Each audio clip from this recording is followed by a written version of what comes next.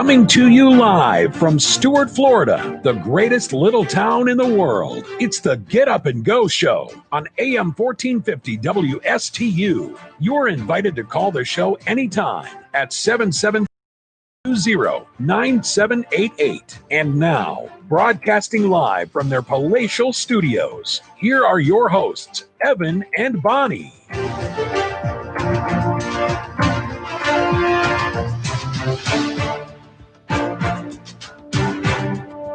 6:07 on the Get Up and Go Show with Evan and Bonnie, back in the saddle on a Monday. Push the button! I'm pushing the button, all right? What are you talking about? Push the button! Push the button! I am pushing the button, okay? Oh, yeah. That's right. That's what happens when I push the flippin' button. Kids go wild. It's amazing what happens. Happy Monday, Bonnie. Happy Monday to you, Evan. And maybe once again we could say you can push the button, but don't be pushing the metal to the pedal to the metal, what have you. It's rain in the area again, and visibility got a little bit poor once more driving over the Roosevelt Bridge when I came in. Just do this. Push the button! Kind of slow down. That's push the button. That's all you got to do. Push the button! Push the button! I'll keep pushing the button as many times as I want. Push the button! Push the button! All right, I pushed it enough. That guy sounds a little bit insane. Does he? Yeah. Push the button! Push the button! Well, he's a little upset because we're not pushing the right buttons. Doesn't sound like somebody I would have over for dinner. Oh, I would. I'd love insane people come over for dinner because then that's free entertainment. Nobody has to buy a ticket. That's the way I look at it. Yeah, right? Well, I think I need some entertainment in my house. We get entertainment enough with the Hulu and the Netflix and the movies that we always have on. I think that's more than entertaining. Oh, we watched The Cable Guy last night. Did you? What a classic, funny movie. Oh, I thought you said the cable guy came over and you watched him. I know. I was like, what did he do? That was interesting. That's what I'd like to know. My honey got me to watch it, and I'm like, I don't know if I want to watch this movie. He said, just give it a chance. All right. And it was truly funny with Jim Carrey and Matthew Broderick. And I think he said that Ben Stiller, comedian Ben Stiller, I think he wrote the movie. Okay. Of course, we saw different comedians in it. There was Owen Wilson in it, and the guy that's been in Jumanji, in the Jumanji movies. Jack Black, I think his name is. Oh, Jack Black's awesome. Love Jack Black. He looks like, I've been seeing him in Jumanji, and I thought, wow, he looks so much younger in this movie. Of course, that movie had come out some time ago already, but still holding the test of time with Jim Carrey being so funny. Oh, we watched the video too last night of, let's see, it was Jim Carrey and Alec Baldwin playing President Trump at the debate. Oh, yeah, Saturday Night Live. And Joe Biden. Their skit was so funny. It was really good. I watched it actually this morning here. TMZ had it online, so I was watching it, and I was like, okay, got a little belly laugh this morning. It is, and Alec Baldwin plays our president, I think, just to a T. Completely, and I don't think they could have picked a better person to play Biden than Jim Carrey. Yeah, Jim Carrey did a great job. He did. We were wondering, because Carrey's got the brown eyes, we were wondering if he would be sporting some blue contact lenses. Probably. Because of Biden's eyes being so blue. From the video, it didn't look like it. Looked like his eyes remained brown, but he was completely in character with it. Today is October the 5th, 2020, as they say. And over the weekend, it was October 3rd and 4th. Bonnie, how was your weekend? Did you have the kids? Yes, kids. And we did go to Hokkaido. That was my question. Oh, what fun. Did you suck some sake down? I didn't. No, I did not.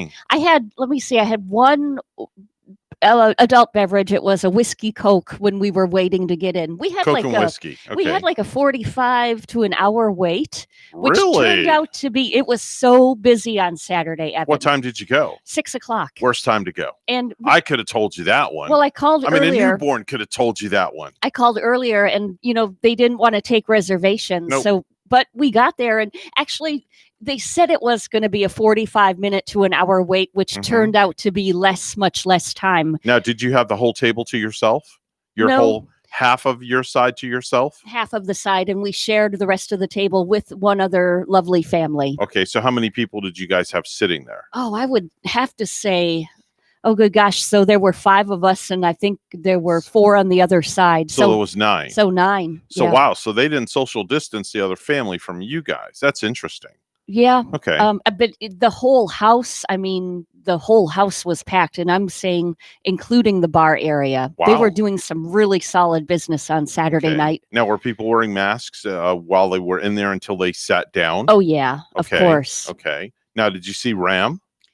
We asked our server, our cook, our chef, where Ram was, and he said, oh, Ram's here, but he's way over there. But we did not see Ram. I mean, that's how crowded it was that I think he had even been at another room, a side room at another table. I did that once. I asked where Ram was, and the guy got all ticked off at me. Did he? Oh, yeah. I insulted the guy. I mean, I didn't insult the guy personally. Yeah, I mean, purposely, but I insulted him. He looked at me. He goes, I'm not good enough for you? Oh, what really? is this? You want Ram instead of me? He got mad and he marched off and threw his knife down. Oh, I bet that happens quite often because Gary actually asked the young fellow who was our chef where Ram was. Yeah. But he didn't get bothered by it or anything. Be careful. They'll throw one of those Ginsu knives at you. I know. Slice and dice. Before you know it, you'll be on the hibachi. Or you get some egg in face. He was tossing those eggs up in the air too. Did you get it in your mouth? No, we didn't do any of that. No? Where he would shoot the sake in the mouth. No, I'm talking about the egg. Oh. Where they throw the egg in the air. He didn't do any of that. I was they didn't put a show on for you. I was really surprised. He did the volcano thing. Oh, with the onion. Yeah. Okay. Yeah. Okay. And that's cool. Then he did you light the whole thing on fire? The whole table? Yeah. It scalded your eyebrows look a little less this morning. So yeah, you're missing a few. And my stepson Jaden is afraid of it, and he goes and hides behind the wall. Really? Yeah. Okay. He's afraid of he didn't like the fire. He doesn't like the fires. Okay. No. All right. He's like, put that out. Now, what about Topanga? Topanga, it was her birthday night. So that's right. So it was all about Topanga. It was. And you know what we learned too? That you can actually trade out your vegetables for an extra bowl of rice. Yeah, you just get double rice. Yeah, double rice. And you don't get charged more. I could have told you that. I never knew that. You could trade. You can mix and match. So you can do whatever you want. I was the only one at the table probably who didn't take the double rice because I love my veggies. Did you get double yum yum sauce though? Yes, I did. Okay. You can get double, triple, whatever you want. Or just tell them to put the whole bottle in front of you. I know. They don't care. They got like gallons of that stuff in the back. Oh, and it's so very good. And I'm just so happy that we can now get it at Walgreens too. Walgreens? Or not. I always say Walgreens. I'm like, wow, they're selling yum yum sauce with drugs in it. Okay. I mean, interesting. I mean Walmart. Yeah. Okay. You threw me there for a loop. Yeah. But it's good that you can get the ginger and the yum yum sauce. That's very equivalent to what they serve there. There you go. So otherwise your weekend was good? Yeah. Mine was uneventful. It was very quiet. Went to church on Sunday. Gavin was supposed to have his senior pictures done on Sunday, but because of the rain, we postponed it until Tuesday. So we're going to be doing them Tuesday right here in downtown Stuart. Right by the Roosevelt Bridge. Oh, how picturesque that's going to be. Do that. My staff photographer that works for my entertainment company, Melissa Fuller, is going to be taking care of those for me. So we'll be doing that. But otherwise, everything was pretty much uneventful. I actually pulled the trailer out of my garage and took it for a little ride for the first time in about 7 months because I have a huge event that I'm doing this Saturday coming up. It's a big wedding, going to be about 100 people or so. So I'm using all my big gear, my big equipment. So I figured, let me get the trailer out. Let me get it all, fully locked and loaded and get it out of the garage. And I see the tire pressure's low. Oh, no. So I took it for a little ride. And I haven't pulled that thing with this new truck that I got. So it's been about 7 months. So it was kind of a little different, little intimidating. Took it to the local gas station, slapped some air in the tires, and then drove it back and put it back in the garage. And then all I got to do is hitch up and go. And then that was it. Friday, I went down to West Palm Beach, and I got some real bad news. Very, very depressing news. Really? Yeah, you notice I'm not wearing my glasses. Yeah, see, I don't have my glasses on. So yeah, did you put in contact lenses? Nope. Unfortunately, I have to get a second pair of glasses because these glasses right here, when I put them on and I look at my computer screen, okay, see the bottom half of the lenses are for reading and the top half are for distance. So because I'm looking at the computer screen, when I have these glasses on like this, okay, and I'm looking in the top half, it's blurry. When I bring my head up, it's still blurry. So there's no happy medium. So they can't put a third set of vision peripheral or whatever they want to call it inside these lenses. So when I take them off, I see my screen a little clearer. Oh my goodness. So he put these two pieces of glass in front of my eyes and he goes, tell me how it is now. And I'm like, wow, I can see my computer screen. And I'm like, he goes, okay, we're going to get you prescription readers. And then when you're doing your radio show, you'll wear these glasses. And then when you're out in your car or you're reading a newspaper or something, you'll wear your other glasses. So now I have to carry 2 flipping pair of glasses with me all the time. And I am not happy about that. Yes, I'm being a diva, but I'm not happy.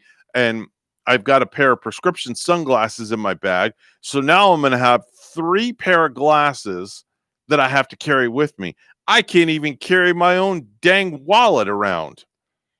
Now I got to carry 3 pair of glasses. It makes more of a manic Monday, doesn't it? When you have to remember this thing and that thing. And well, just get yourself a couple of glass cases and label them. And I have them. I know what cases are what. Carry them in your travel bag or whatever you bring your things in. Well, when I come in here, I'll just set my 1 pair of glasses over here.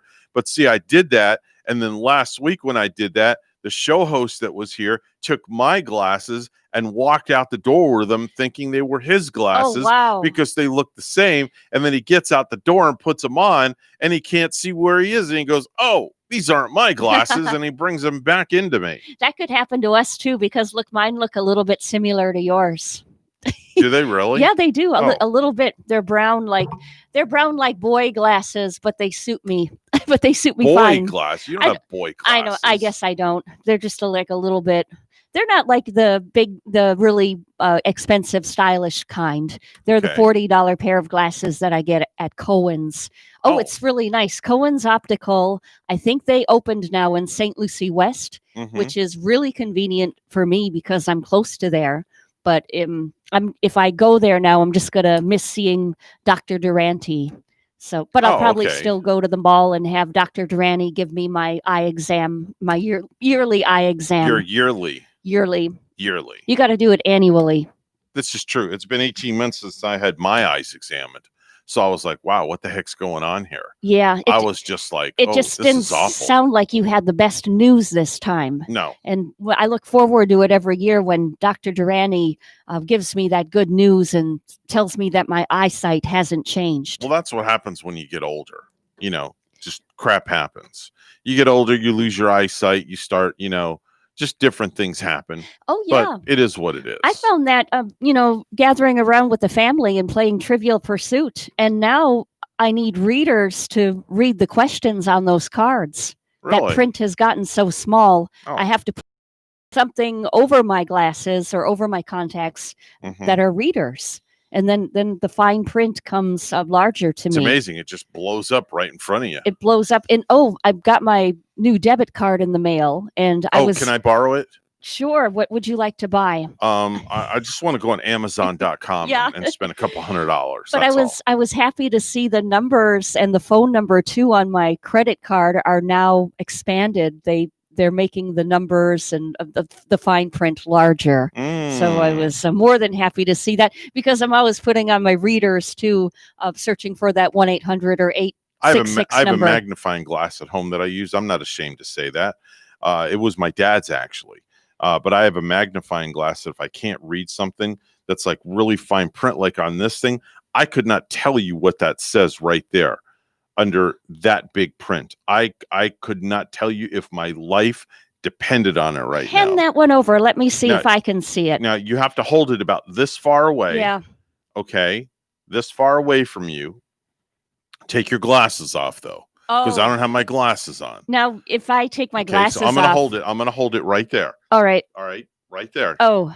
Okay, can you read it? I can't. So you're blind as a bat like me. Yeah. Yeah, you and I are blind as a bat without our glasses. It's sad. Just don't drive without them. Wearing them since the 3rd grade. And I swear your eyes just get, I don't know, they just get too adjusted to wearing the glasses. You take them off and everything is blurred. 6:22 on a Monday, October the 5th, 2020. It's a Get Up and Go show. Evan and Bonnie, it's time for news. Let's head on over to the news desk where Bonnie's standing by. Good morning, Bonnie. Good morning to you, Evan. 2 days after being hospitalized with COVID-19, President Donald Trump declared, "I get it," in a message to the nation. His comments came Sunday night just before he briefly left the hospital to salute cheering supporters from his motorcade. The president was driven by Secret Service agents in protective gear who were potentially exposed to the disease that has swept through the White House in recent days. Dr. Sean Conley said Sunday that Trump is doing well enough that he might be sent back to the White House in another day, even as he announced the president was given a steroid drug that's only recommended for the very sick. He also backtracked on whether the president has been given oxygen, confusing experts and raising questions about his credibility. President Donald Trump's blood oxygen level dropped twice in recent days, but he has continued to improve. Today is the last day for Floridians to register to vote in the November election. Secretary of State Laurel Lee says if you wish to vote in person on Election Day, rest assured. All public health guidelines will be in place and observed at polling locations.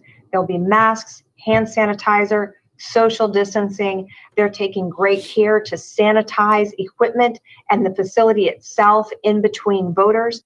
If you want to vote by mail, you have until October 24th to request a ballot. The pandemic probably won't get you out of jury duty. St. Lucie County is expected to restart jury duty on Monday, and new safety measures are in place. All citizens reporting for jury duty will be required to wear masks, have their temperature checked, social distance, and complete a health survey. If you are experiencing COVID symptoms, you can postpone your jury duty. Anyone with a fever above 100.4 degrees will not be allowed to enter the courthouse or clerk's office. Safety is at the forefront of our minds while returning to jury service, said Joe Smith, St. Lucie County Clerk of Courts. Our screening service will limit our juror pool to a maximum of 64 jurors. On Sunday, Martin, St. Lucie, and Indian River counties saw between 1/10 and 1/4 of an inch of new rainfall, each according to National Weather Service meteorologists. Martin County officials said Sunday Heritage Boulevard in Hobe Sound, Sandcastle Circle in Hobe Sound, and Miles Grant Road in Stewart were all closed because of flooding. Over 20 additional roads in Martin County were also partially closed because of flooding. St. Lucie County spokesman Eric Gill said Sunday Southeast Walton Road in Port St. Lucie was closed because of flooding. Gill said there is street flooding in Lakewood Park from the overnight rain. The county has pumps in the area to move water, he said. Treasure Coast locals are advised to be cautious when driving and avoid flooded areas, as some properties have standing water and much of the area will reflood quickly from any heavy downpours that occur, even as little as 1 to 2 inches. The county is encouraging residents to call 911 to report serious flooding.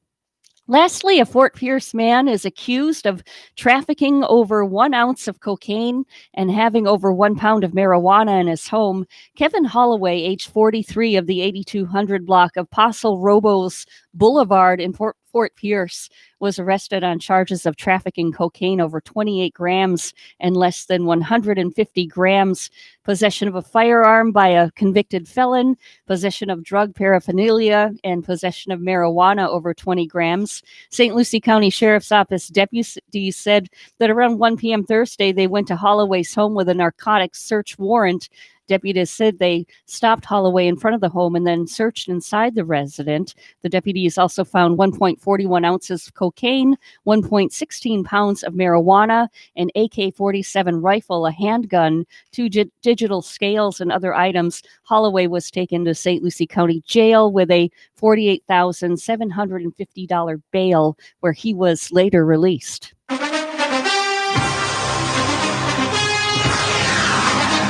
A rundown of some of the NFL scores from last night. Now, the Broncos beating the Jets 39-28. Tom Brady and the Tampa Bay Buccaneers take a win over the Chargers 38-31. The Seahawks over Miami 31-23 yesterday. It was the Saints over Detroit. Carolina Panthers beating Arizona. The Ravens beating Washington 31-17. Houston Texans lose to the Vikings 31-23. And wow, the Browns beat Dallas with a whopping score of 49-38. The Browns are now 3-1. It was the Rams over the Giants, also winning the Bills. The Colts, Philadelphia, taking their first win. Our news time is 6:27. We'll have weather and traffic together next.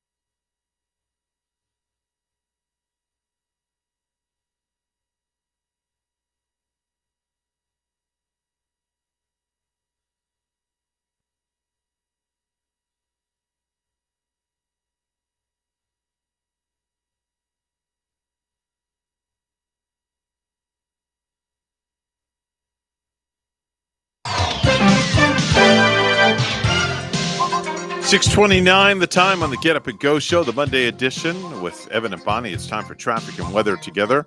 All brought to you by Code Red Roofers. Bonnie? Well, look for a little rain on your commute this morning, but actually the roads are good accident-wise. We're not seeing any tie-ups, no traffic accidents right now on the Turnpike, I-95. US 1 is looking good at the moment.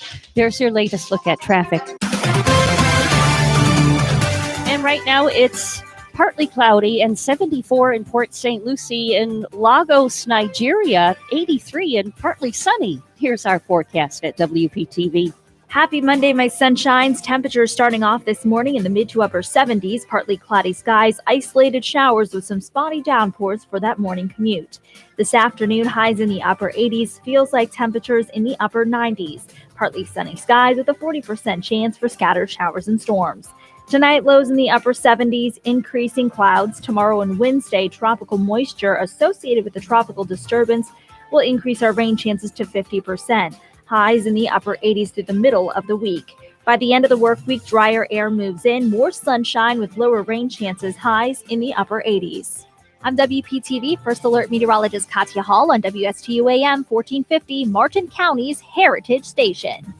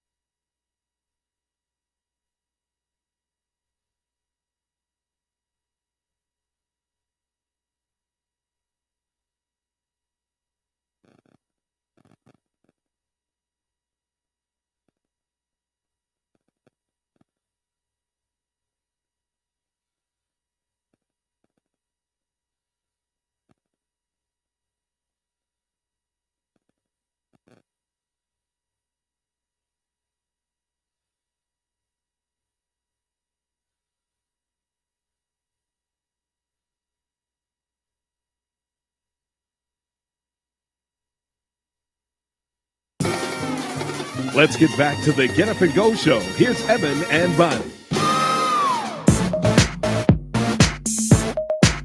Admit it, Robert Kraft. You got caught committing a sex act. But because you're rich and you own the Pats, you didn't even get your wrist slapped. Get him to the bridge. Come on. Dirty boy, got a rub and tug at the Asian joint. A happy ending I'm sure you enjoyed. Both for you and lawyers you employ. Take him to the chorus. Come on, girl. He won't be charged with I'll it. lay on my back. He'll get away with I'm a it. VIP. Attorneys take care Heard of of it. Tom Brady? For the rich, it's different. Let's see what you're working He with. won't be charged with You it. work for tips. He'll get away with That it. makes me smile. Attorneys take care Like of 6 it. Super Bowl For the titles. rich, it's different. Get you rubbing He won't on. be charged with it. Get you rubbing He'll on. get away with Get it. you rubbing Attorneys take on. care of it. Get you rubbing on. You did it, Robert Kraft. You're nearly 80. You should take a nap. You're lucky could have had a heart attack. Imagine what if your grandpa did that. Gross. Yeah, that's a very interesting song about Robert Kraft. It was really I like the upbeat spirit of it. Like it had that kind of upbeat kind of music that I like. Yeah. But the whole content of it, like get your rubbing on and speaking of Robert Kraft in New England, I just can't get used to the idea now that the Patriots are playing without Tom Brady They're this season. Brady-less. They are Brady-less, and now they have Cam Newton, and I guess he came down with a case of COVID-19 early this weekend. Yep, that's what happens when you go and party. So Yep, that's what happens when you're not Possibly. careful. so that Everybody thinks they're invincible. it seems like it, right? Mhm. A little Everybody bit thinks they're invincible. until they get this thing. All you got to do is put a damn mask on. That's all you got to do. Just wear a mask. Wear That's that it. mask. Wear that mask. Let's do some viral videos.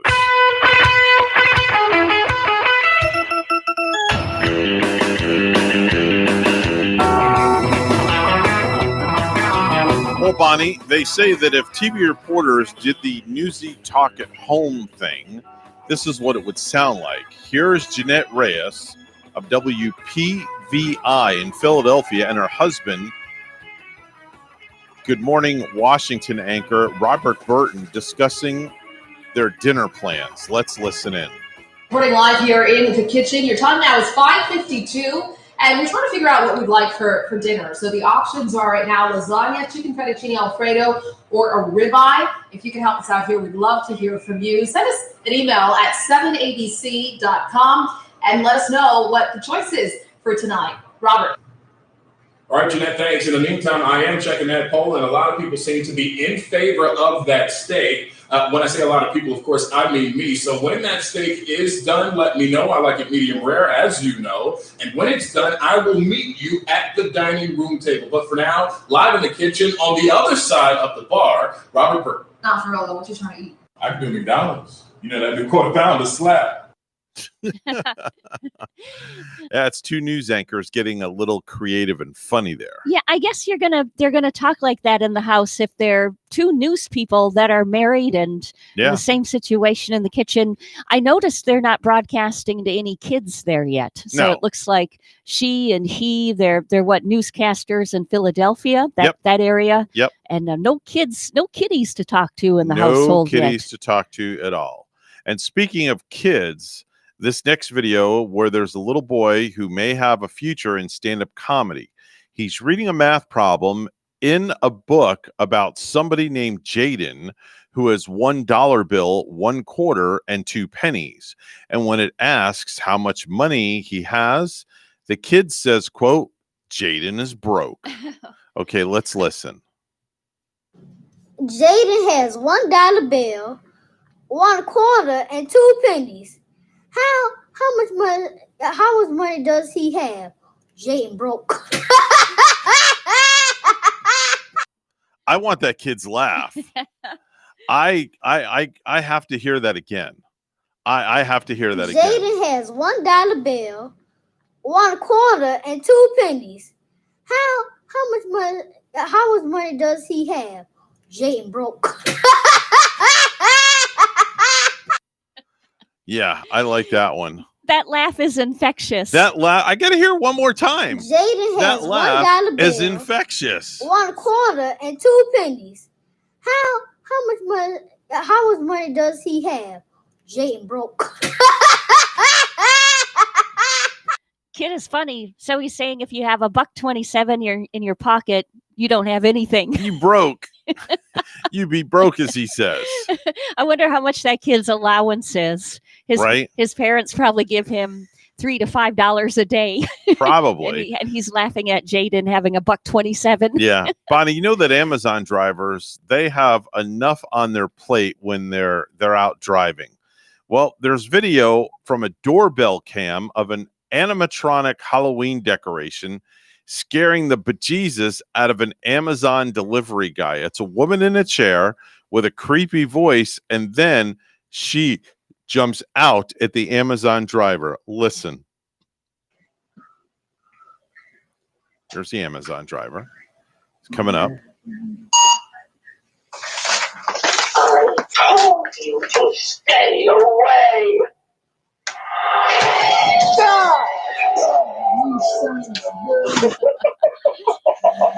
That is hilarious. This animatronic figure is sitting in a chair, and then I guess it's motion sensed. Wow. And he walks near it and it stands up. Scared the bejesus out of him. I would be terrified of that too. I mean, one would not be expecting that. Wow. This lady in the chair looks as creepy as it is anyway, and then to stand up. Yeah. That's just hilarious. That is way too funny. I want to get her for my yard so that when people come up that I can terrify my neighbors. I could think of things I'd like to get her for, but I can't just divulge that on the air.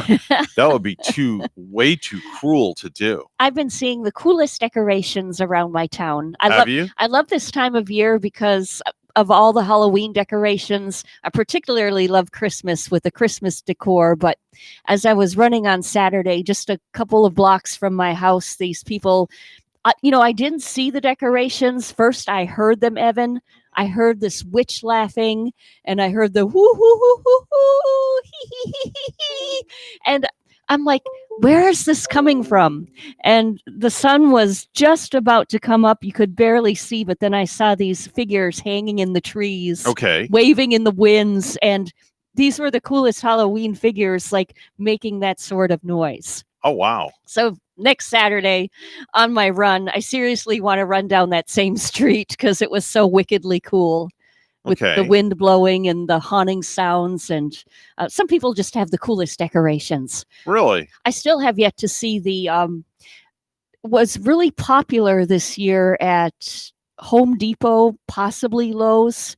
It was the most bought decoration was a 12-foot skeleton. Really? That people are putting in their front yards. I think going for like $300 people are paying for these. My. But supposedly the most popular. So I have yet to see one of those in my neighborhood. Okay. But I was in Home Depot myself, and I happened to notice that they had some decorations, a lot of decorations up. Yeah. And I mean, it is, I haven't been, I'll admit, I haven't been in Home Depot this Halloween. I went for I went to Dollar Tree to buy the dollar decorations, and they had like a lot in stock. I got these ghosts that I could hang up in the living room. Okay. And one looked like a ghoulish skeleton looking kind of character. Mm-hmm. So they had some really cool Halloween stuff too for just $1. Did it scare you? No, it scared my stepkids when they walked in. Yeah. Oh, okay. But no, my stepkids thought it was cool. They walked into a complete Halloween house of decorations. Oh. Hey, guess what? Yes. Kid is funny. So I had to play that for you. I love it. I actually got the laugh now. I like his laugh. I think that's so cute and infectious too, like you said. You think so? Yeah. I'm just like, I'm obsessed with this laugh. I am. I'm just like, wow, okay.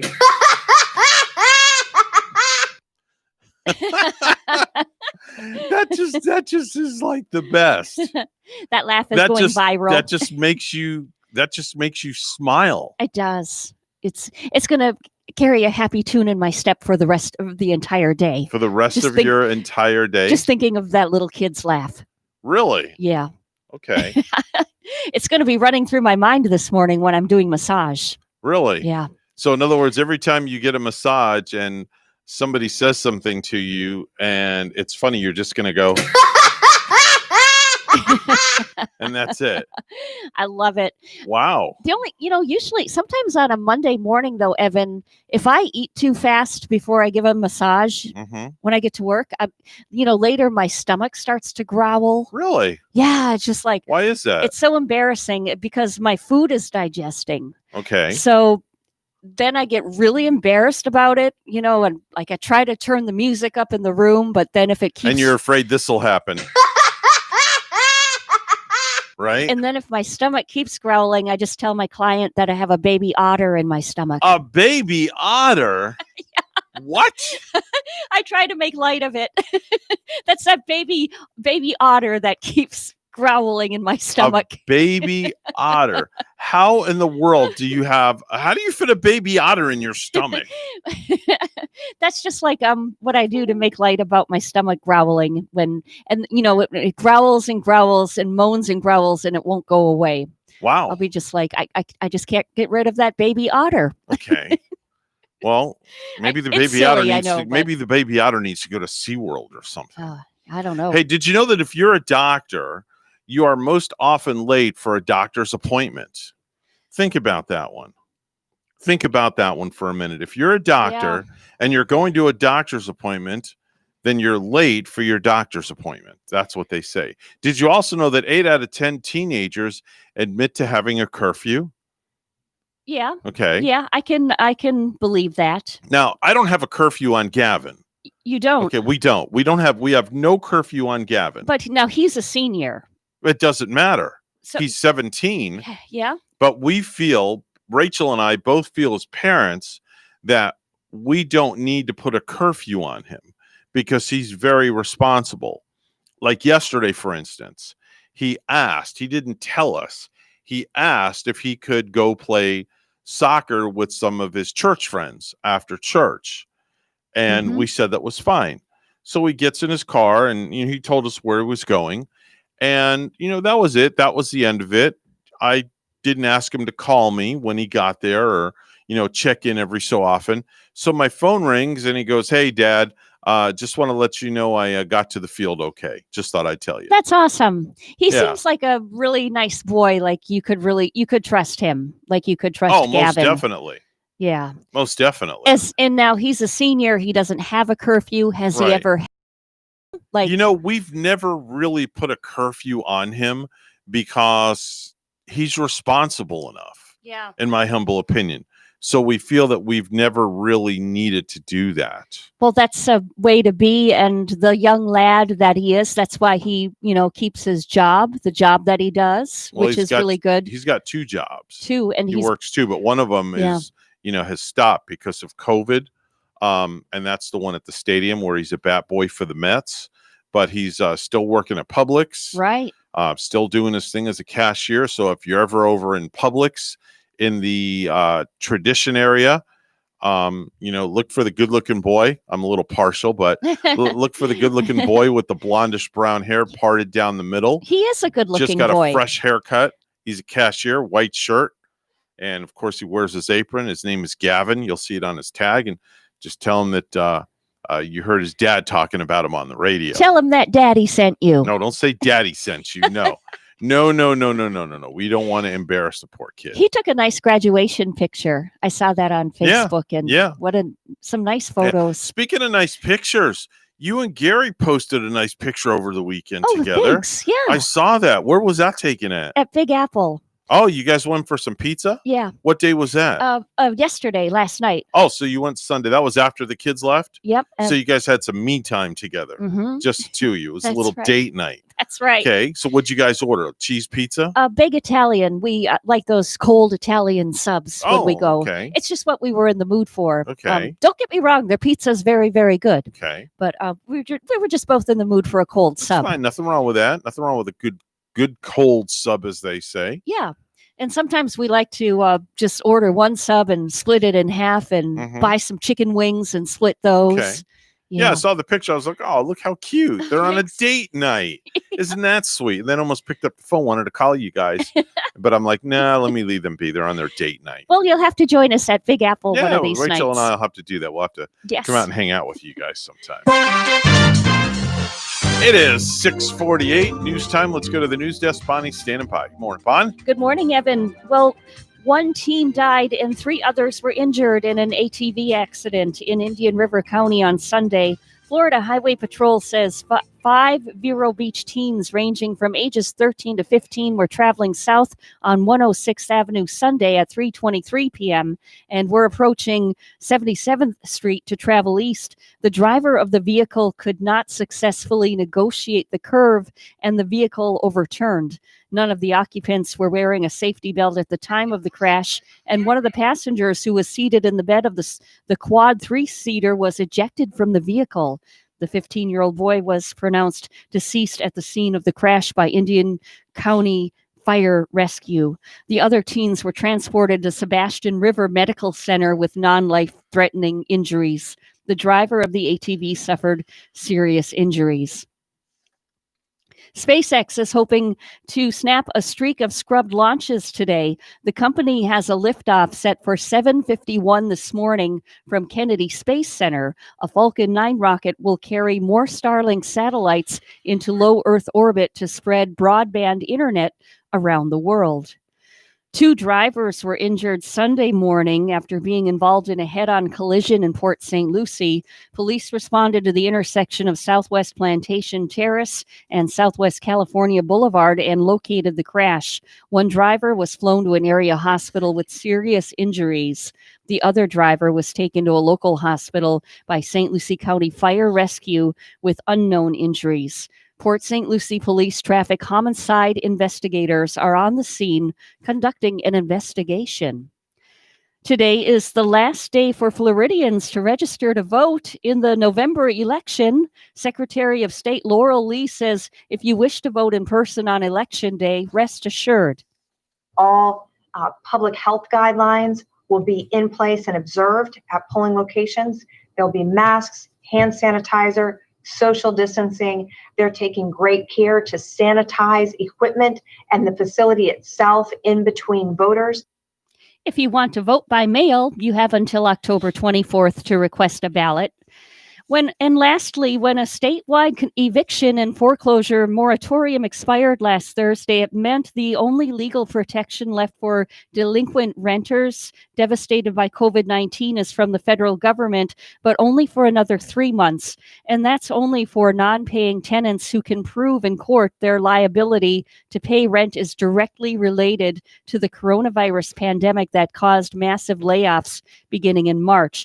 On Wednesday, Governor Ron DeSantis signaled he would not continue a moratorium he extended 3 times since April that has stopped landlords from removing tenants unable to pay because of financial hardships brought on by the pandemic. It's helped people who couldn't pay housing costs stay in their homes.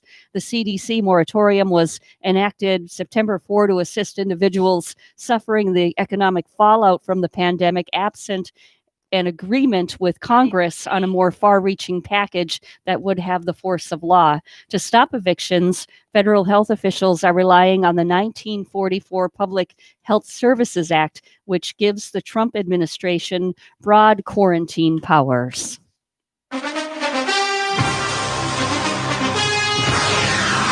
In the NBA from last night, the Miami Heat beat the LA Lakers 115-104. So the Heat are now down 2-1, and Game 4 will be played tomorrow night. News time at 6:52. We'll have weather and traffic together next.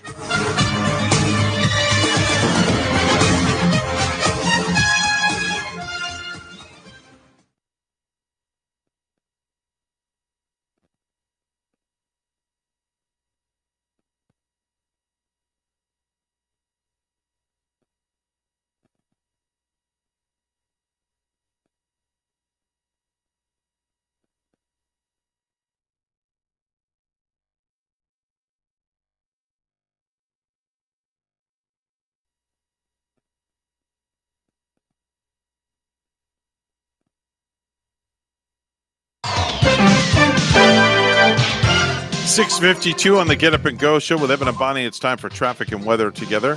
It's all brought to you by Code Red Roofers. Bonnie? We do see an accident right here in Martin County. It's on I-95 northbound in Stuart, and this is at mile marker 101. Once again, I-95 northbound at Canner Highway.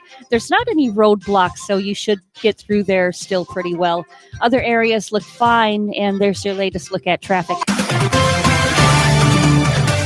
And right now it is 77 with some showers in Stuart. In Tupelo, Mississippi this morning, it's 50. Here's our forecast at WPTV. Happy Monday, my sunshines. Temperatures starting off this morning in the mid to upper 70s, partly cloudy skies, isolated showers with some spotty downpours for that morning commute. This afternoon, highs in the upper 80s, feels like temperatures in the upper 90s. Partly sunny skies with a 40% chance for scattered showers and storms. Tonight, lows in the upper 70s, increasing clouds. Tomorrow and Wednesday, tropical moisture associated with the tropical disturbance will increase our rain chances to 50%. Highs in the upper 80s through the middle of the week. By the end of the work week, drier air moves in, more sunshine with lower rain chances, highs in the upper 80s. I'm WPTV First Alert Meteorologist Katya Hall on WSTU AM 1450, Martin County's Heritage Station.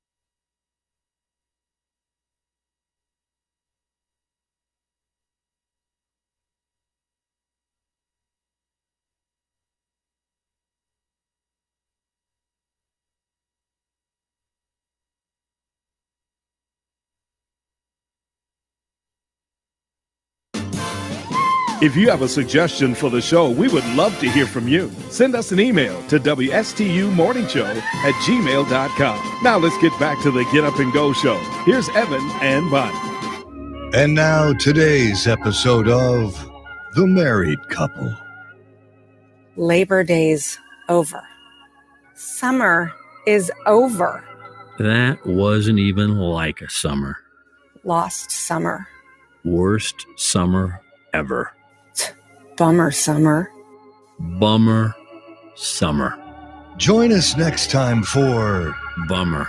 The Married Couple. Did you feel that way about the entire summer, Evan? I have felt that way about the entire flipping year. Really? I just want 2020 to be so done. You have no idea. This has been, in my 60 years on the face of this planet, this has probably been the worst year ever. Literally. Yeah, it has. It has for small businesses, some small businesses and restaurants, that's for sure. Yeah. I just feel bad for, and some tavern owners too, with, all of the all the business that they have lost. Yeah. And now I heard that, boy, I better get my story straight, but Yeah. I think Regal Theaters. They're closing, Yeah. shutting down again. Yeah. Yep, they're shutting down again because of business and because of some hotbed areas. Yeah, that's going to really strike a number of people. It's just going to affect so many that, have jobs too with Regal Cinemas, like all over the country. So I really like that one at the mall. I like going there. I think it's just kind of like a neat place to go and, hang around the mall for a while. Yeah, you get a bite to eat in the food court and then you go to the movie right across the walkway. You walk out the door and you walk in the next set of doors and you're literally in the movie theater. We have to take a step back right now, coming up on 7 a.m. right here at WSTU Stuart, Martin County's Heritage Station. The news is coming up next. And then hour number 2 of the Get Up and Go show with Evan and Bonnie. More riveting radio entertainment just for you. Don't go anywhere.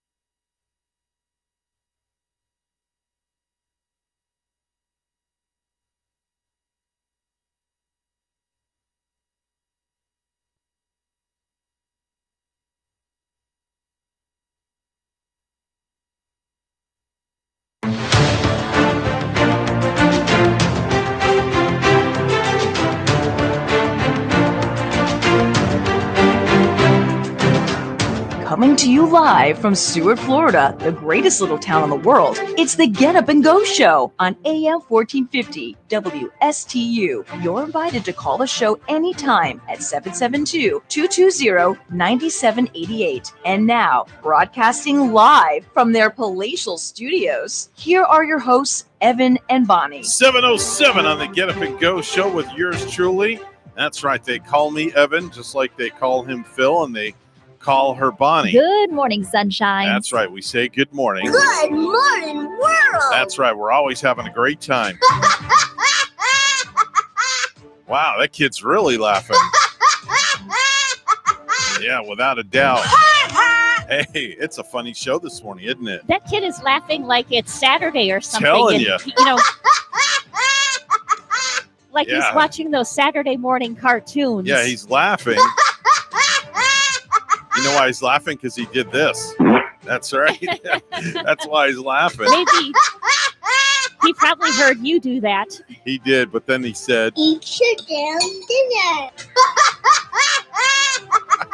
Actually, sounds like the same kid that's saying, "Eat your dinner," and laughing. Right? That's it. Eat your damn dinner.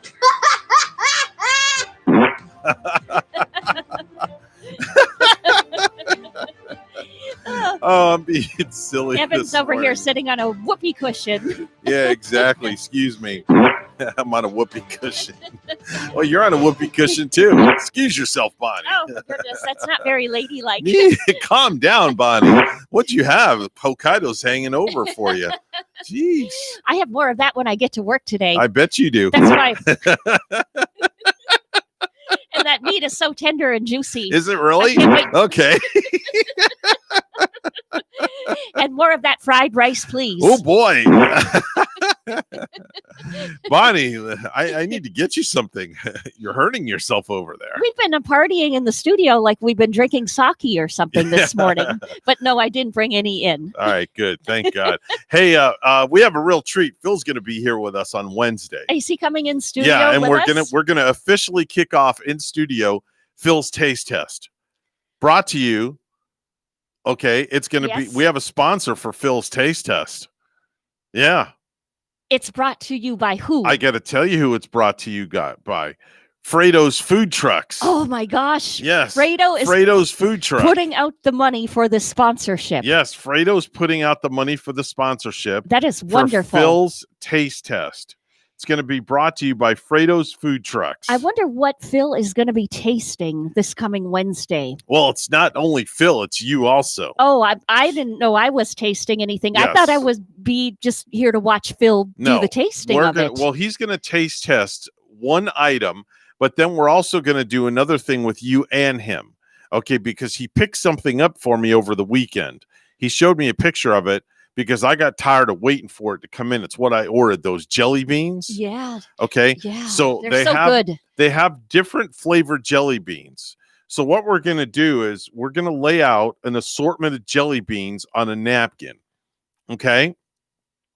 You're going to pick it up with a glove in your hand. You'll have a glove on one hand. Mm-hmm. Then you'll transfer it to your non-gloved hand. Sure. And then you'll eat it with your non-gloved hand. And then you have to guess what the taste is. Oh my goodness. Now it could be anywhere from barbecue to locker room odor to barf to it could be anything. Oh, there's like gosh. 10 different flavors. I'm not going to be enjoying this. Oh yeah, it's going to be Phil's doing it also. And then there's another bag of jelly beans that have their red hots. But they start out very mild, and then you work your way up the scale until it's the death jelly bean. Oh my gosh! But it's a very slow, mild progression. Some of them taste like hot sauces and maybe a different kind of sauces. I think I'm not sure. I haven't received that one as of yet. I haven't gotten it as of yet. I'm afraid to taste these, and I think out of all of them, I am afraid to taste one that would taste like a booger.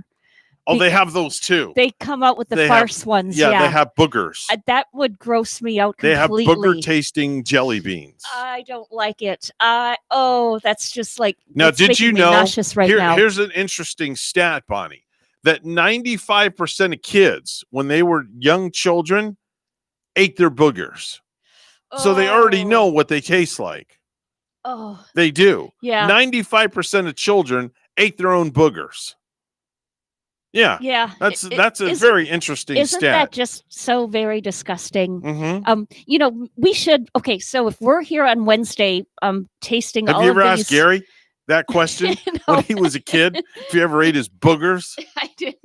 No, we never. Is he awake? Let's go. In all of our years, that discussion has never come up between he and I. Well, maybe it should at the dinner table. Gary, I was thinking the other day while I was on the air with Evan, and we had a conversation, and I thought, let me ask you this. Gary, when you were 5 years old, did you ever eat your boogers? Evan, you are nuts. I think you're off the deep end. Well, like this nuts guy that I work with in the morning, right? Talking about, did you? Did you? Why not? I'll ask Rachel. I'll call Rachel and ask her. I have no problem with that. I'll ask Phil. Yeah. I bet I know what Phil's answer would be. A definite yes. Yeah, from Phil's Phil. answer would be a yes. Because I think I'm starting to think maybe Phil will eat anything, but I don't know for sure. I'm going to, have to see him with this test on Wednesday. Okay. And see if he can get through it. I have an idea. Maybe as long as we're going to be tasting maybe not so boogers. good things. Yeah. Should I bring in something good that we can eat? Like some country club eggs or something? No, that's okay. You sure? No, I'm good. Okay. I'm good. I have my own stuff I bring in the morning. Because we're fine. Phil will probably bring food. Okay. Phil's usually good about bringing food. So he'll bring the beans and the food. He spoiled us with donuts and coffees So in the past. We'll do the bean test first, and then after the bean test. No, we'll do? We'll have donuts first. Yeah, we'll eat donuts first, and we'll get that real nice taste of the Boston cream donut in our mouth. Oh yeah. And then in the 8 o'clock hour, we'll do the bean test. Yeah, we'll do we'll do the bean test. Those jelly beans are scaring me. I saw an episode of how they made it quite a while ago. Yeah. And one of the episodes was on Jelly Bellies. Really? And this they're made in like this huge factory. Okay. And the really, really good ingredients, they make great tasting ingredients to go into one little Jelly Belly. Okay. And that's how come they taste so good, but it's all with these little Jelly Bellies going on these factory run machines. Okay. And then down to the final vat where they're splashed into the liquid potion that gives it the flavor. I can't wait to do this on Wednesday. This is going to be epic. It's going to be almost as good as you trying to. Oh, and I told Phil pick some walnuts up also. Yeah, we're going to do the walnut experiment. That'll be for a whole nother episode. I'll bring in an actual walnut cracker, maybe. I don't. Do you have know one, that? Do you know that video has gotten the most views out of since January when I first started with you? That video has gotten the most views of any live radio show that we've done in broadcasting. Yikes. And well, that's good though. We should play music to it, like "Mama, Mama, we're all crazy now." No, I know the video we could play to it. The one that goes Is it Bang Your Head? No, not Bang Your Head. The one that Phil sings along to when we do Stupid News. Oh, right. The one's going like that one. Yeah. That's the song that would go with that video. That's perfect. That would be perfect for that. You're absolutely Did your right. Gary get the video I sent him of you doing that? Yeah. I texted it to him. Yeah. We didn't really have a conversation about it. I'm surprised. Yeah, after he saw it, he probably didn't want to have a conversation about it. It was, oh my God, this is really my girlfriend. She's doing this stuff on the radio. And then on Friday, he said, like, what the hell's wrong with you? I know, right? Exactly. Oh, now did he talk about not Rick, about Bill? Did he hear Bill's interview? Yeah, he was just so completely impressed. He Okay. said, what a good interview. And then he was just rocking in his car when he heard Bill say, "Gary, let's have a beer together." Yeah. Oh, he's like that's his best friend now. He was in seventh heaven with it. Yeah, that's his best friend. He really admires Bill from marrying millions. Yeah. That's like his favorite. Well, hopefully Bree will be with us this Friday. I haven't heard back from Bill yet. I'm going to text him after the show because it is early there. It's 6:16 in the morning in Dallas, and I don't want to, there's nothing worse than ticking off a multimillionaire. Yeah, at 6:16 in the morning when he's in his robe trying to have his coffee. And then the mother-in-law walks in the kitchen while he has his robe wide open. Yeah, and you might wake up Bree's mom, and then he'll get extra. Well, she doesn't live there anymore. They got her a house. Oh, they did, didn't they? Yeah, they got her a house. Oh, I had forgotten. Yeah. I thought she was still living in the pad. Let's do birthdays and anniversaries real quick. News on the radio. Happy birthday. Happy birthday. Happy birthday. It's time for birthdays, anniversaries back in the day. Bonnie, you got anybody? I really don't. No? Nope. Maybe I should call George and wish him a happy belated birthday. Wake his little sorry behind up. I wonder if he would be up this morning. I don't know. I could find out. It's Monday, though. I'm pretty gutsy. I'll do anything. All you got to do is say, I dare you to call George, and I'll do it. I dare you to call George. Done, over with. Okay, I got dared. And, I never take a dare down. I never turn a dare down. Nikki Hilton's 37 years old. Kate Winslet's 45. Josie Bissett is 50. Just wanted to put that out there. Let me see here. Where's this information at? Okay. Let me see here. Who else is having a birthday? Mario Lemieux, hockey legend, 55. Oh, no kidding. Yeah. Sir Bob Geldof is 69. Bob Geldof He organized Live Aid and Live 8. Yeah. And he was in, he was the star of the movie The Wall, if I'm not mistaken, too. He was in that. And he put together the Live Aids. All right, here we go. Boy, he's gonna be ticked. He's gonna be ticked. Oh, I'm gonna play this when he answers. Oh, this is gonna be great. This is gonna be epic. I can't wait till he answers. He's probably like, who the heck is calling me this early? He should know it's you by now. Oh, okay. No, he's probably in a deep sleep.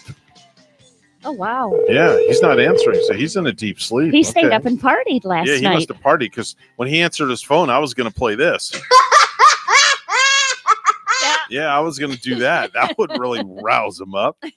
We'll have to still try it again one morning. Yeah, we'll have to do that. I want to hear his reaction to that. Brian Johnson, 73 years old today. That's the AC/DC lead screamer. Classic hits are Highway to Hell, Back in Black, TNT, You Shook Me All Night Long, Thunderstruck, Hell's Bells, Who Made Who, Dirty Deeds, Done Dirt, Cheap. He was the vocals on all of those AC/DC He's the classics. guy that screamed. He was like, ah! That's the guy that did all that. And we partied by the lake to him so many times. My throat doing that. With the bonfires at Lake Superior. Yeah. We always had the bonfire going and classic AC/DC playing on the boombox. So the guy that sings The Joker, Fly Like an Eagle, and Abracadabra, you know who that is? Steve Miller. That's right. He's 77 years old. Is he now? Yeah, he's celebrating. Man, are these musicians, getting up there for sure? Yeah. You know what's in 6 days, Bonnie? 6 days from today. It's happening in 6 days. That's Tuesday, Wednesday, Thursday, Friday, Saturday, Sunday. So this Sunday coming up. Oh crap! I just realized. My wedding anniversary is in 5 days. Is it now? I need to go get the wife a card. It's on Saturday? You're celebrating? Yeah, it's on Saturday, but we're going to dinner on Sunday. But I'm going to be honest with you. I'm having second thoughts about going to dinner. Oh, come on now, Evan. No, I am. It'll be okay. I'm having second thoughts. Seriously, they take precautions and but wear I'm having the mask. second thoughts. Yeah, I am. I'm having second thoughts. I'm going to have a conversation with the wife. But in 6 days from now, 6 days from now, Bonnie, that would be on the 11th. That's the day that I'm supposed to go to dinner with everybody for our anniversary. Yeah. It's National Coming Out Day. Wow. Maybe I'll come out at the table. How about that? What do you think about that one? I think you guys should come out. I mean, you think I should come out at the table and just let it all out? It depends, I guess, what you're going to let out. Well, I mean, I don't know where you're going. I'm going to be in public, so I have to be careful what I let out because what I let out, might cause this. So I have to be careful. As long as you don't let out any profanities at the table. Okay. Oi! I won't let any profanities out. I promise you that, without a doubt. Where are you going to dinner on Sunday? We're tentatively scheduled to go to Seasons 52 down in Palm Beach Gardens. Okay. We changed our plans. We were going to go to Okeechobee Steakhouse, but there's how do I put it? I'll just be straightforward. Gavin is very picky about the food he eats, so we had to find somewhere that has stuff that Gavin will eat. Okay. And Gavin does not like steak. He'll only eat chicken tenders. He has a very limited palate, so to speak. You know, I was just going to say, it's reminding me of Jaden, my stepson, because sometimes we have to go to a place to eat where they do have chicken McNuggets. If there aren't any chicken McNuggets there, it's a done deal. We're not going. Yeah, Gavin will eat, he gets in his moods. He'll eat hot dogs on buns. He'll eat chicken tenders. He'll eat the heck out of macaroni and cheese, French fries, chicken tenders. Did I say chicken tenders? Chicken tenders and more chicken tenders. I made spaghetti the other night. He ate spaghetti. So it's just still kind of, I don't know. It's just the way he is. Are you one to order spaghetti when you go to a restaurant? Mm-hmm. Yeah. Yeah. Yeah. I kind of steer away from that. Of course, I'll only order when I go to Olive Garden or somewhere like that. Oh, I see. Yeah. Yeah. I mean, sometimes it is good what comes with those fresh sausages and those fresh meatballs and spaghetti and meatballs. But sometimes I steer away from ordering it because I always feel like, well, I can just make spaghetti at home and maybe better. I mean, here's the way I look at it. Okay. A box of spaghetti costs you 49 cents at a grocery store. Yeah. Okay. You're paying $11 for that same box of spaghetti and they're slapping sauce on it. Yeah. So total profit is $9. So yeah, there's a little bit of profit margin there. Of course, I did see some good spaghetti dishes with meatballs being served up at Big Apple too last night. Oh, those spaghetti You're making dishes me hungry right now. You know that. Yeah, and I could. And it's going to be red sauce tonight for dinner. I could eat spaghetti 24/7. Like I could have some now, and yeah. I mean, I could eat it. I could eat spaghetti all day long. All right, all week long. You know that I'm the type of person. Oh, look, my wife sent me a video. Isn't that sweet? What did she send you? What the heck was that? Listen to this. She sent a video. Oh, that's cute. Okay, and this is what she did. I love you and hope you have a great day. There you go. Oh, Rachel, you look so cute in that. Show me that further, Evan. Watch. She looks so sweet.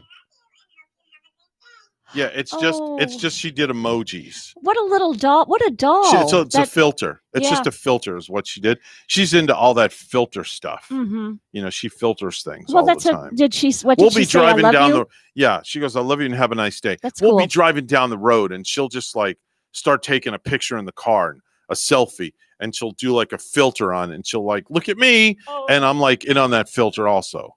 I did. We did a filter with the kids, and then they showed me. Look at the front of my phone. This would be. I gotta zoom in on it because it would show me how I would look as a man. What? Yeah, I gotta show you this thing. What are they doing to you? If I was a man. Is that you? Yeah, that is me. Wait. Get the heck out of here. That's how I would look as a dude. You're a handsome dude. Thank you. Wow. Well, did you just hit your mouth on the microphone? Chip a tooth? Wow. Wow. And then I put it on Facebook and how many comments did you get? So I called the dude, if I were to be a dude, I call him Samuel. Samuel, yeah. So on Facebook I put I put me and my buddy Samuel on the way to Palm Bay. That's on the way to Palm Bay. Okay. Wow. I can't picture you with a mustache. I don't know, Bonnie. Not a bad looking guy, I guess. That's your alter ego there? Kind of a stud, Ray. Samuel? Samuel. So it's Get Up and Go Show with Evan and Samuel in the morning. It's going to be the new title. All right, 7:26, Get Up and Go Show with Evan and Samuel. Let's go to the Samuel news desk. Here's Samuel. Good morning, Sam. Good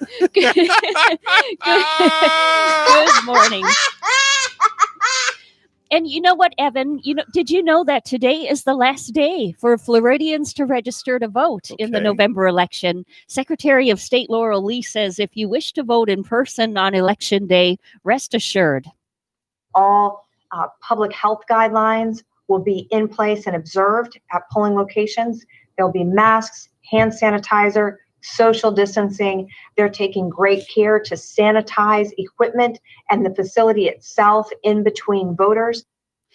If you want to vote by mail, you have until October 24th to request a ballot. And the pandemic probably won't get you out of jury duty. St. Lucie County is expected to restart jury duty on Monday, and new safety measures are in place. All citizens reporting for jury duty will be required to wear masks, have their temperature checked, social distance, and complete a health survey. If you're experiencing COVID symptoms, you can postpone your jury duty. Anyone with a fever above 100.4 degrees will not be allowed to enter the courthouse or clerk's office. Safety is at the forefront of our minds while returning to jury service, said Joe Smith, St. Lucie County Clerk of Courts.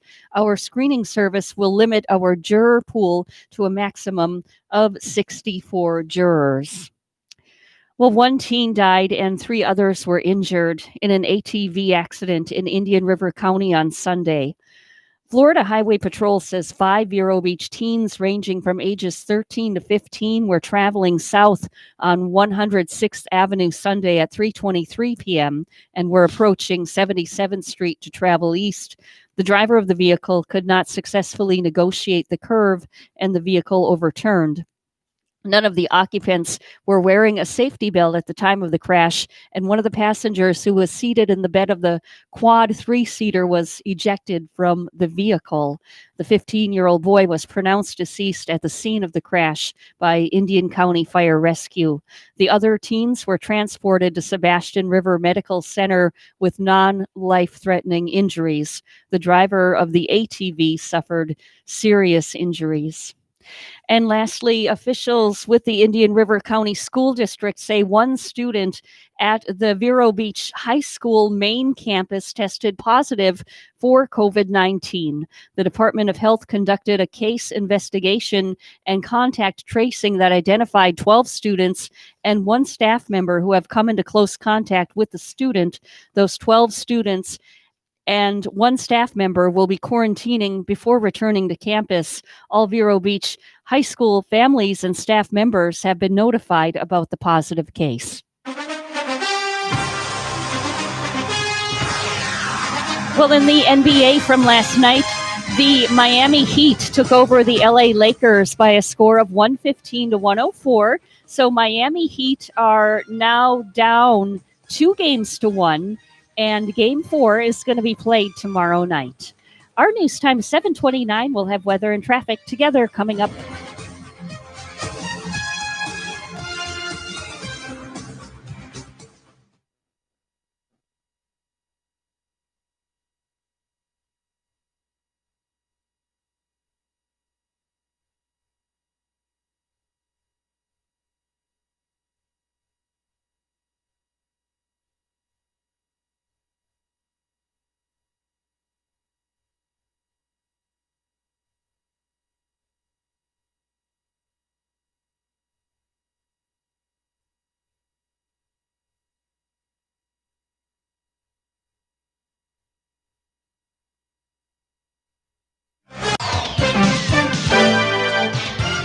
$7:30 right now on the Get Up and Go show with Evan and Bonnie. It's time for traffic and weather together, brought to you by Code Red Roofers. Bonnie? Let's see, Evan, we're looking at a couple of traffic accidents now in St. Lucie County on I-95 southbound in Fort Pierce at mile marker 128. There is an accident right there. We're not seeing any roadblock from the accident. In Port St. Lucie on I-95 northbound at 114, there is an accident without any roadblocks. So yes, a couple of those accidents on I-95 this morning, north and southbound. And I-95 northbound also in Stuart. There is another accident. This is at mile marker 101, I-95 northbound in Stuart at Canner Highway. No roadblock, but keep in mind we're looking at 3 of those traffic accidents on I-95, 2 in St. Lucie County. We have 1 here in Martin County this morning. There's your latest look at traffic. Right now we have 75. It's partly cloudy in Port St. Lucie. El Paso, Texas has 63. Here's our forecast at WPTV. Happy Monday, my sunshines. Temperatures starting off this morning in the mid to upper 70s, partly cloudy skies, isolated showers with some spotty downpours for that morning commute. This afternoon, highs in the upper 80s, feels like temperatures in the upper 90s. Partly sunny skies with a 40% chance for scattered showers and storms. Tonight, lows in the upper 70s, increasing clouds. Tomorrow and Wednesday, tropical moisture associated with the tropical disturbance will increase our rain chances to 50%. Highs in the upper 80s through the middle of the week. By the end of the work week, drier air moves in, more sunshine with lower rain chances, highs in the upper 80s. I'm WPTV First Alert Meteorologist Katya Hall on WSTU AM 1450, Martin County's Heritage Station.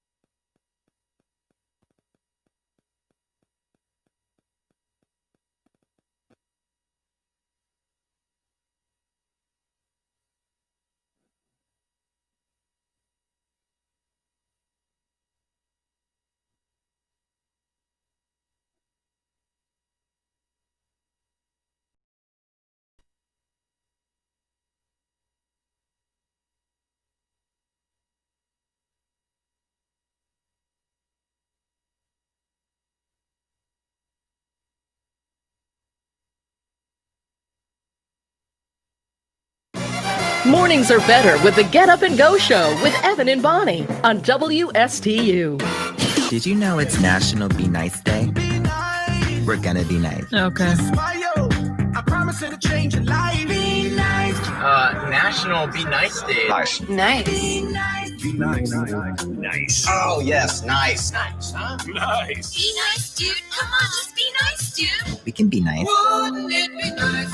Be nice. I think we should give it a try. I'm always nice. Be nice. Yeah, it is National Be Nice Day, Bonnie, so you have to be nice to everybody. I did something that was pretty nice on, I want to say, yesterday. Okay, yesterday morning, traveling the turnpike, I was nice to the lady at the toll booth who is always very nice and kind to me. Okay. And she told me that she was low on dimes and nickels and pennies even. So did you just hand her a bunch of change and said, here, have a nice day? Yeah, I was ahead of time, so I was getting to work more than on time. Right. So I was able to, and nobody was behind me, so I was able to sit there and count out some change for her. Okay. Yeah. And good for you. Yeah. And good for you. She was delighted because she was like really in need of that little change. Okay. 7:36. Let's do some stupid news. And now it's time for Stupid News, It's so stupid and awesome. where we ask the important questions. Are some people too stupid to live? Why are people so stupid? Are you effing stupid? Well, there's a 43-year-old guy named Caleb Gibson from Centerville, Utah. And over the weekend, he went to a car dealership, took a test drive. But when the car salesman told him it was time to wrap it up and head back to the dealership, Caleb wouldn't do it. Uh-oh.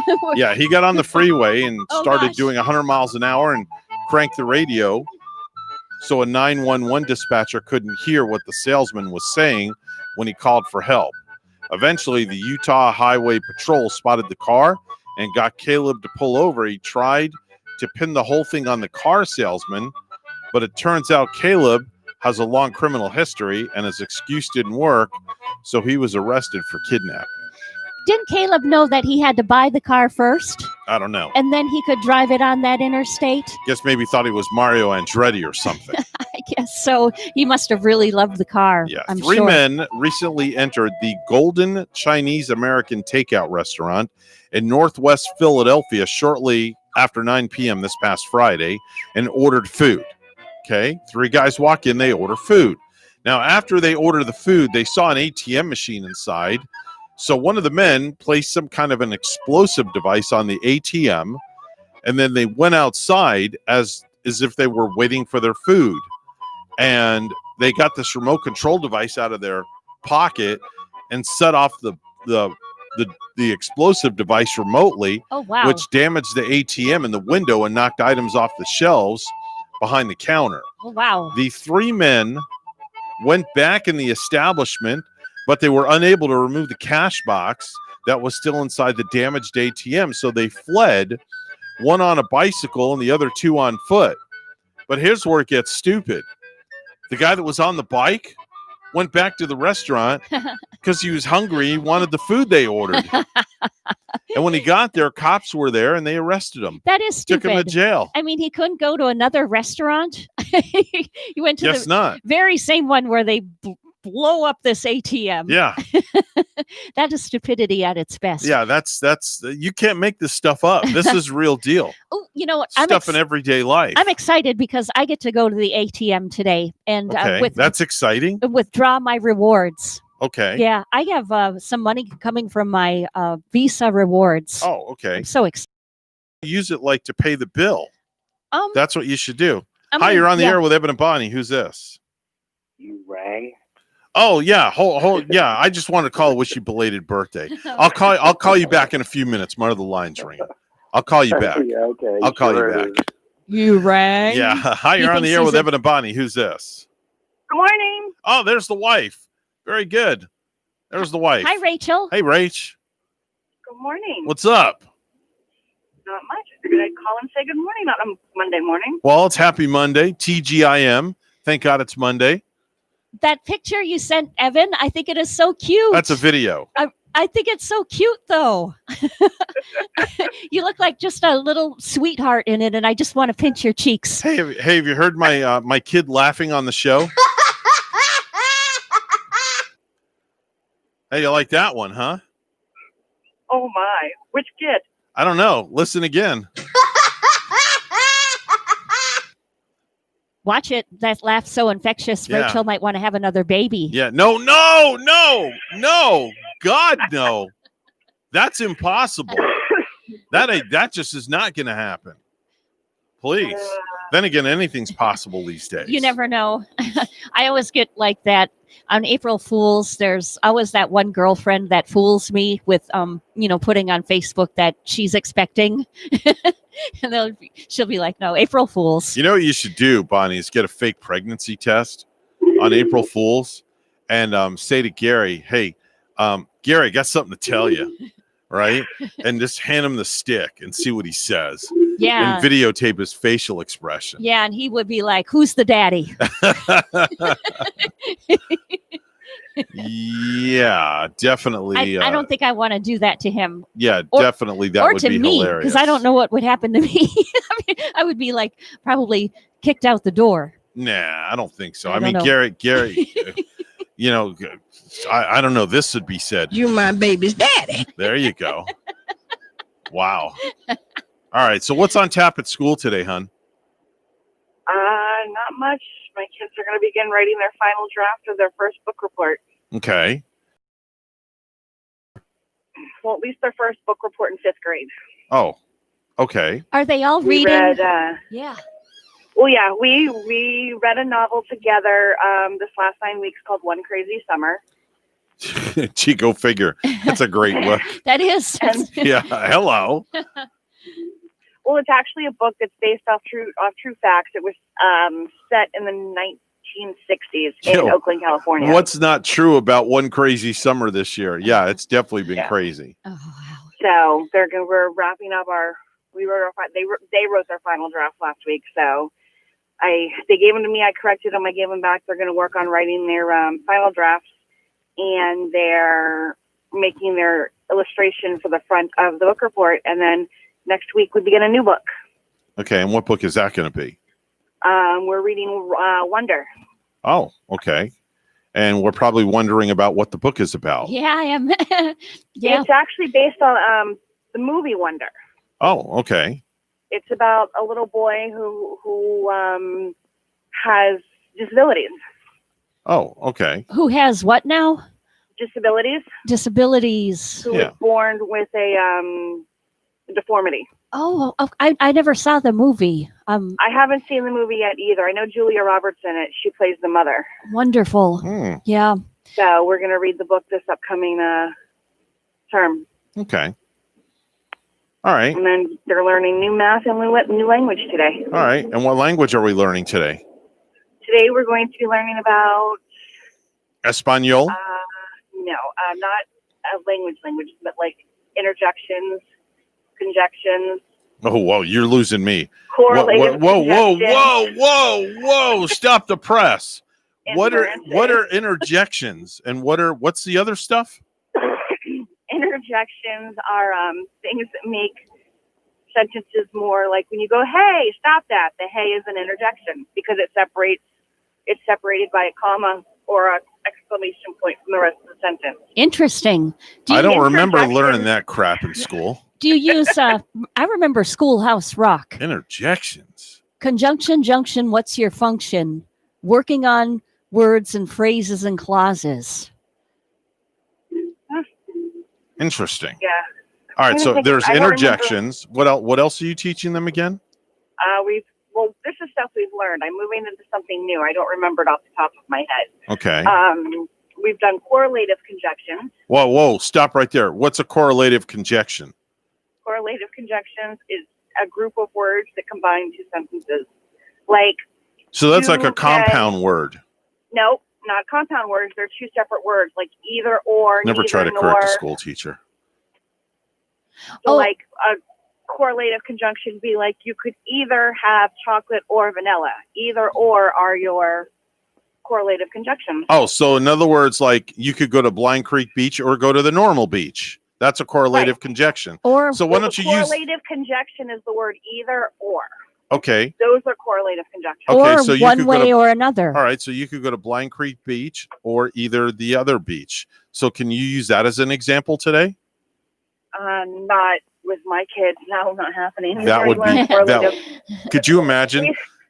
Could you imagine little Johnny going home to his mother and saying, "Mommy, Miss Rachel taught us about correlative conjunctions and the words blind conjunctions and the words Blind Creek Beach was in the sentence." Wow. It would only turn out well if the parents never heard of Blind Creek Beach. Or even better yet, if the parents heard of Blind Creek Beach, they'd be like, "Oh yeah, we know what that is, sure." And they go on to the next thing. But so today we're doing. Notice how she just avoided that. No, I see. She just like threw me under the bus. What else is new?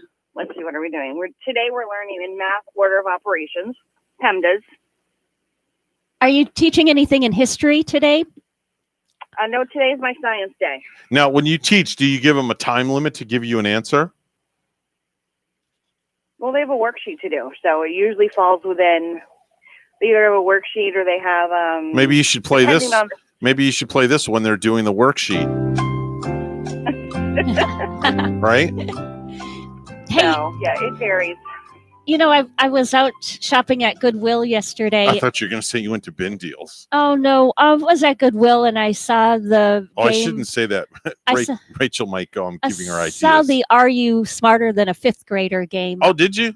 Yeah. Which edition? There's many editions. Oh, gee. I don't know, but the comedian was on the cover of it. The host was the great dresser, the great looker host was on Oh, the cover. that's what's his face? The Why is his name's not coming. Jeff Foxworthy. Yeah. Yes. Yeah, that's Jeff Foxworthy. He was on the cover of the game. Hey, Rachel, you're due for a bin deals trip soon, aren't you? No, No? no, Okay. Are you tired of bin deals? no. I just don't feel the need to go. I mean, I just bought a whole bunch of pens that came in. Oh. Yeah, we got this. We got this massive shipment of pens in. Never penless, huh? No, let me tell you, if you saw the massive amount of pens that just came into the 9 household, Yeah. her If you desk. look on my Instagram, they're there. Yeah, hold That's on. great. I'll show you, Bonnie. Hold Rachel, on. I can't believe some of the pens that you gave away because the ones I use on a day-to-day basis, they write really nicely. They're nice and smooth, and I love the feel of them and the way they write. I really love my red one. Bonnie, look at that. That's a sickness. Oh my gosh. That's a Wow. sickness. You That's can't like even see her damn desk. Pen hoarder city. Yeah, you can't even see her desk. Wow. Well, it was funny because our son and daughter-in-law were over, and my daughter-in-law told me I needed an intervention. Yeah, she needs more than an intervention. This girl's seriously addicted to pens. Yes. Now, Rachel, I hope Well, that's what my college class, my own college class that I'm in, we had to write it's my sociology class, and we're studying, it's like an extension of self, and we had to pick a commodity, and I chose pens. That's the picture I uploaded for my, Rumor has it Fredo is coming out with a intervention class. Fredo's intervention class. Why, of course. In his mobile classroom in his truck. Because it's needed now. Yeah. So Fredo's going to have a intervention class for you, Rachel. Yeah, Evan Anyway. doesn't want to Baker Act you. No. Please don't give any ideas. No. It's not that bad. Rachel, Trust me. if you try to Baker Act her, she'll write all over you with her pens. Yeah, and then some probably stab me. Anyway, we got to run. We got news to do, honey. All right. So have a great day. Love you, and I'll talk to you later. Bye. All right, bye. If I were to ever have any thoughts of Baker acting my wife, forget it. You would be in the Forget it. doghouse for days, wouldn't I'd be you? more than in the doghouse. Trust She me. doesn't sound like a lady who needs to be Baker Acted. No. Just for the pens, of course. No, people would be doing this all the time. Yeah, they'd be laughing at me for sure. 7:49 news time. Let's go to the news desk. Here's Bob. Thank you, Evan. Now, 2 drivers were injured Sunday morning after being involved in a head-on collision in Port St. Lucie. Police responded to the intersection of Southwest Plantation Terrace and Southwest California Boulevard and located the crash. One driver was flown to an area hospital with serious injuries. The other driver was taken to a local hospital by St. Lucie County Rescue with unknown injuries. Port St. Lucie Police traffic homicide investigators are on conducting an investigation. 1 teen died and 3 others were injured in an ATV accident in Indian River County on Sunday. Florida Highway Patrol says 5 Vero Beach teens ranging from ages 13 to 15 were traveling south on 106th Avenue Sunday at 3:23 in the afternoon and were approaching 77th Street to travel east. The driver of the vehicle could not successfully negotiate the curve and the vehicle overturned. None of the occupants were wearing a safety belt at the time of the crash, and one of the passengers who was seated in the bed of the quad 3-seater was ejected from the vehicle. The 15-year-old boy was pronounced deceased at the scene of the crash by Indian County Fire Rescue. The other teens were transported to Sebastian River Medical Center with non-life-threatening injuries. The driver of the ATV suffered serious injuries. At least a quarter of the 28,000 layoffs planned for Disney's Parks Division will come from Florida. According to a letter the company filed with state and local officials last week, the letter said that at least 6,390 non-union Disney employees in Florida will be laid off starting in early December. The number of Florida layoffs, though, could grow as the company negotiates terms with a coalition of unions that represents 43,000 employees at Walt Disney World world. Disney officials said last week that 2/3 of the planned layoffs involve part-time workers, and they ranged from salaried employees to hourly workers. Disney's parks closed last spring as the pandemic started spreading in the U.S. The Florida parks reopened this summer, but the California parks have yet to reopen as the company awaits guidance from the state of California. And lastly, SpaceX is hoping to snap a streak of scrubbed launches today. The company has a liftoff set for 7:51 this morning from Kennedy Space Center. A Falcon 9 rocket will carry more Starlink satellites into low Earth orbit to spread broadband internet into the world. And a quick reminder, too, keep in mind that we are under a flood warning till 8:45 this morning. And this includes Southeast Martin County, St. Lucie County, and Indian River County, that flood warning till 8:45 a.m. Tom Brady threw for 5 touchdowns as the Bucs came from 17 points down to beat the Los Angeles Chargers 38-31 at Tampa. Brady on the comeback. Defense made a big play for us for the end of half, and that got us ignited a little bit, and then we made some plays in the third quarter, made some good plays in the fourth quarter. So started the game well, finished the game well. We just, that middle part, we got to figure out how to play 60 minutes well. Also in the NFL, the Dolphins fell to the Seahawks at Miami 31-24, and the Jaguars lost at Cincinnati 33-25. News time at 7:52. Weather and traffic together next.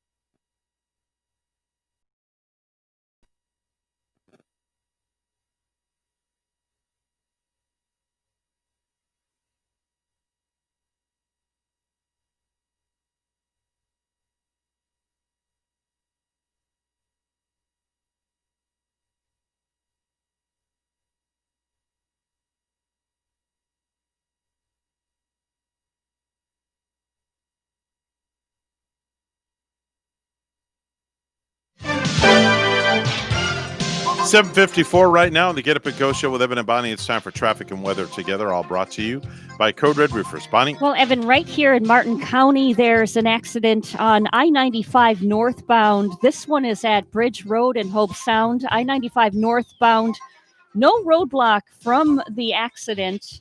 And we're also showing another accident on I-95 northbound just up the road in Stuart.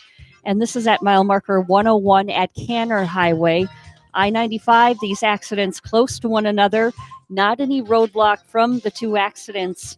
Way to the north of us up in Fort Pierce, there's too an accident on the turnpike. This is a northbound up in Fort Pierce. And let's see, it's at mile marker, it's looking like at mile marker 150 up that way. And not any roadblock from that accident. And there's your latest look at traffic. Well, we have 75 here in Stuart, and it's 61 in Calais, France. Here's our forecast at WPTV. Happy Monday, my sunshines. Temperatures starting off this morning in the mid to upper 70s, partly cloudy skies, isolated showers with some spotty downpours for that morning commute. This afternoon, highs in the upper 80s, feels like temperatures in the upper 90s. Partly sunny skies with a 40% chance for scattered showers and storms. Tonight, lows in the upper 70s, increasing clouds. Tomorrow and Wednesday, tropical moisture associated with the tropical disturbance will increase our rain chances to 50%.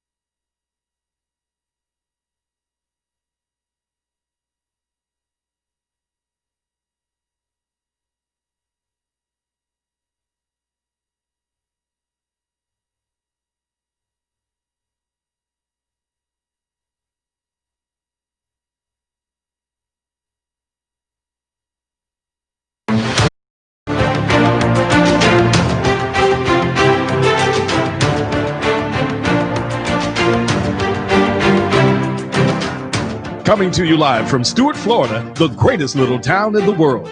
It's the Get Up and Go Show on AM 1450 WSTU. You're invited to call the show anytime at 772-220-9788.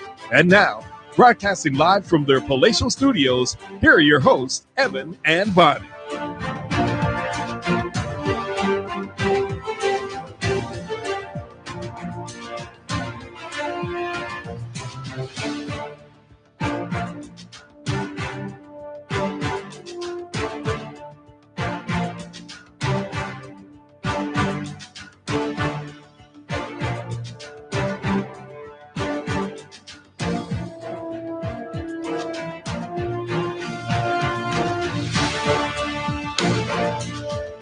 .807 on the Get Up and Go Show, Evan and Bonnie. It's a Monday edition, and boy, I'm getting depressed here, Bonnie.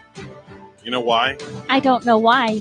Somebody's not going to be with us anymore in a few weeks. That is depressing. I'm very, very upset about it because I feel like I have a personal relationship with this lady. We are going to miss her. This lady dearly. I know. I'm going to dig out my crying towel. No, it's going to be I hard have to get for a sponge, suck up all the tears in the studio. I'll bring you Kleenex next Monday. Yeah. Or Monday's going to get seriously harder without November her. 16th is going to be here sooner than we think.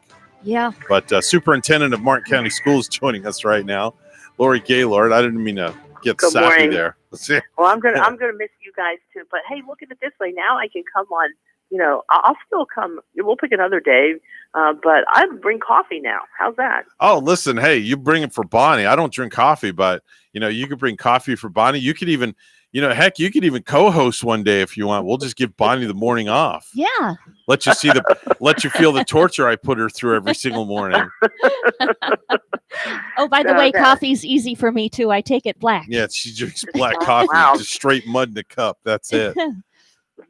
Pretty plain and simple. But it wakes me up in the morning. Yeah. It keeps me perky.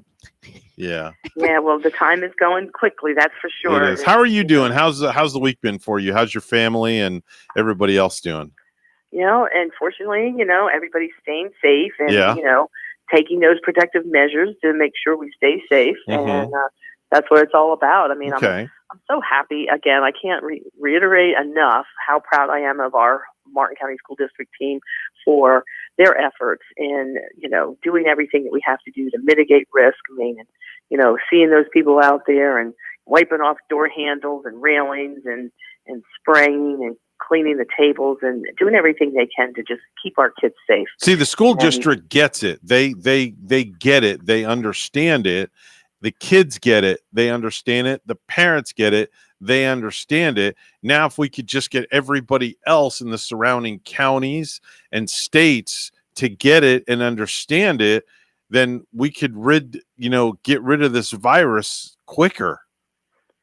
Right. Well, and I think, the big thing is we want to prevent the spread. I mean, obviously, and I think this is going to be something that's going to be around, right? I mean, it's going to be around and people are going to get sick, unfortunately. I mean, heck, we've got a lot of things that circle around the flu and unfortunately, we see resurgence sometimes of measles and chickenpox and things like that. Mm-hmm. But, that's why they recommend these immunizations for your children. Right. And I think, they will have an immunization for this as well. But again, I've listened to, there's so much, but I listened to some shows over the weekend and I somewhat agree. I mean, not until it's around for a while and a proven test, I'm not rushing out to get one right away. That's for sure. Yeah, I don't blame you either. We take precautions here in studio. If you could see our counter, we have like all these cleaning supplies on the countertop. We have Clorox wipes. We have bleach, spray bleach. We have hand sanitizer. We have so much in here that you could eat right off the counter. It's that clean here in the studio. And people just cleaning and wiping everything. We never thought that a virus could cause so much extra work for us in 2020. But it's worth the extra work though, Bonnie. It really is, because we're looking out for other people's safety in our studio as well. Just like, if the superintendent, when the superintendent's going to be here with the incoming superintendent in a few weeks, we'll have everything cleaned down. It'll be all wiped down.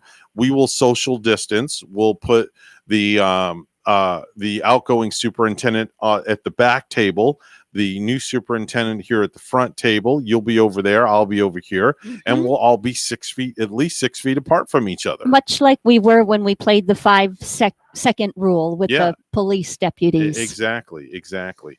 So, Lori, what's going on in the school board as of late? Is there any big announcements, any big meetings, anything happening in the school board as of late? Well, we got notified. I'm not sure if we mentioned this before on the radio, but we got notified by the Florida Department of Education that Martin County School District remains an academically high-performing school district.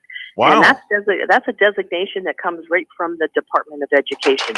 And so, we're happy to be able to boast that Martin County Very nice. tradition of academic excellence here continues. And we're just, last year we were one of 9 counties to be academically high performing.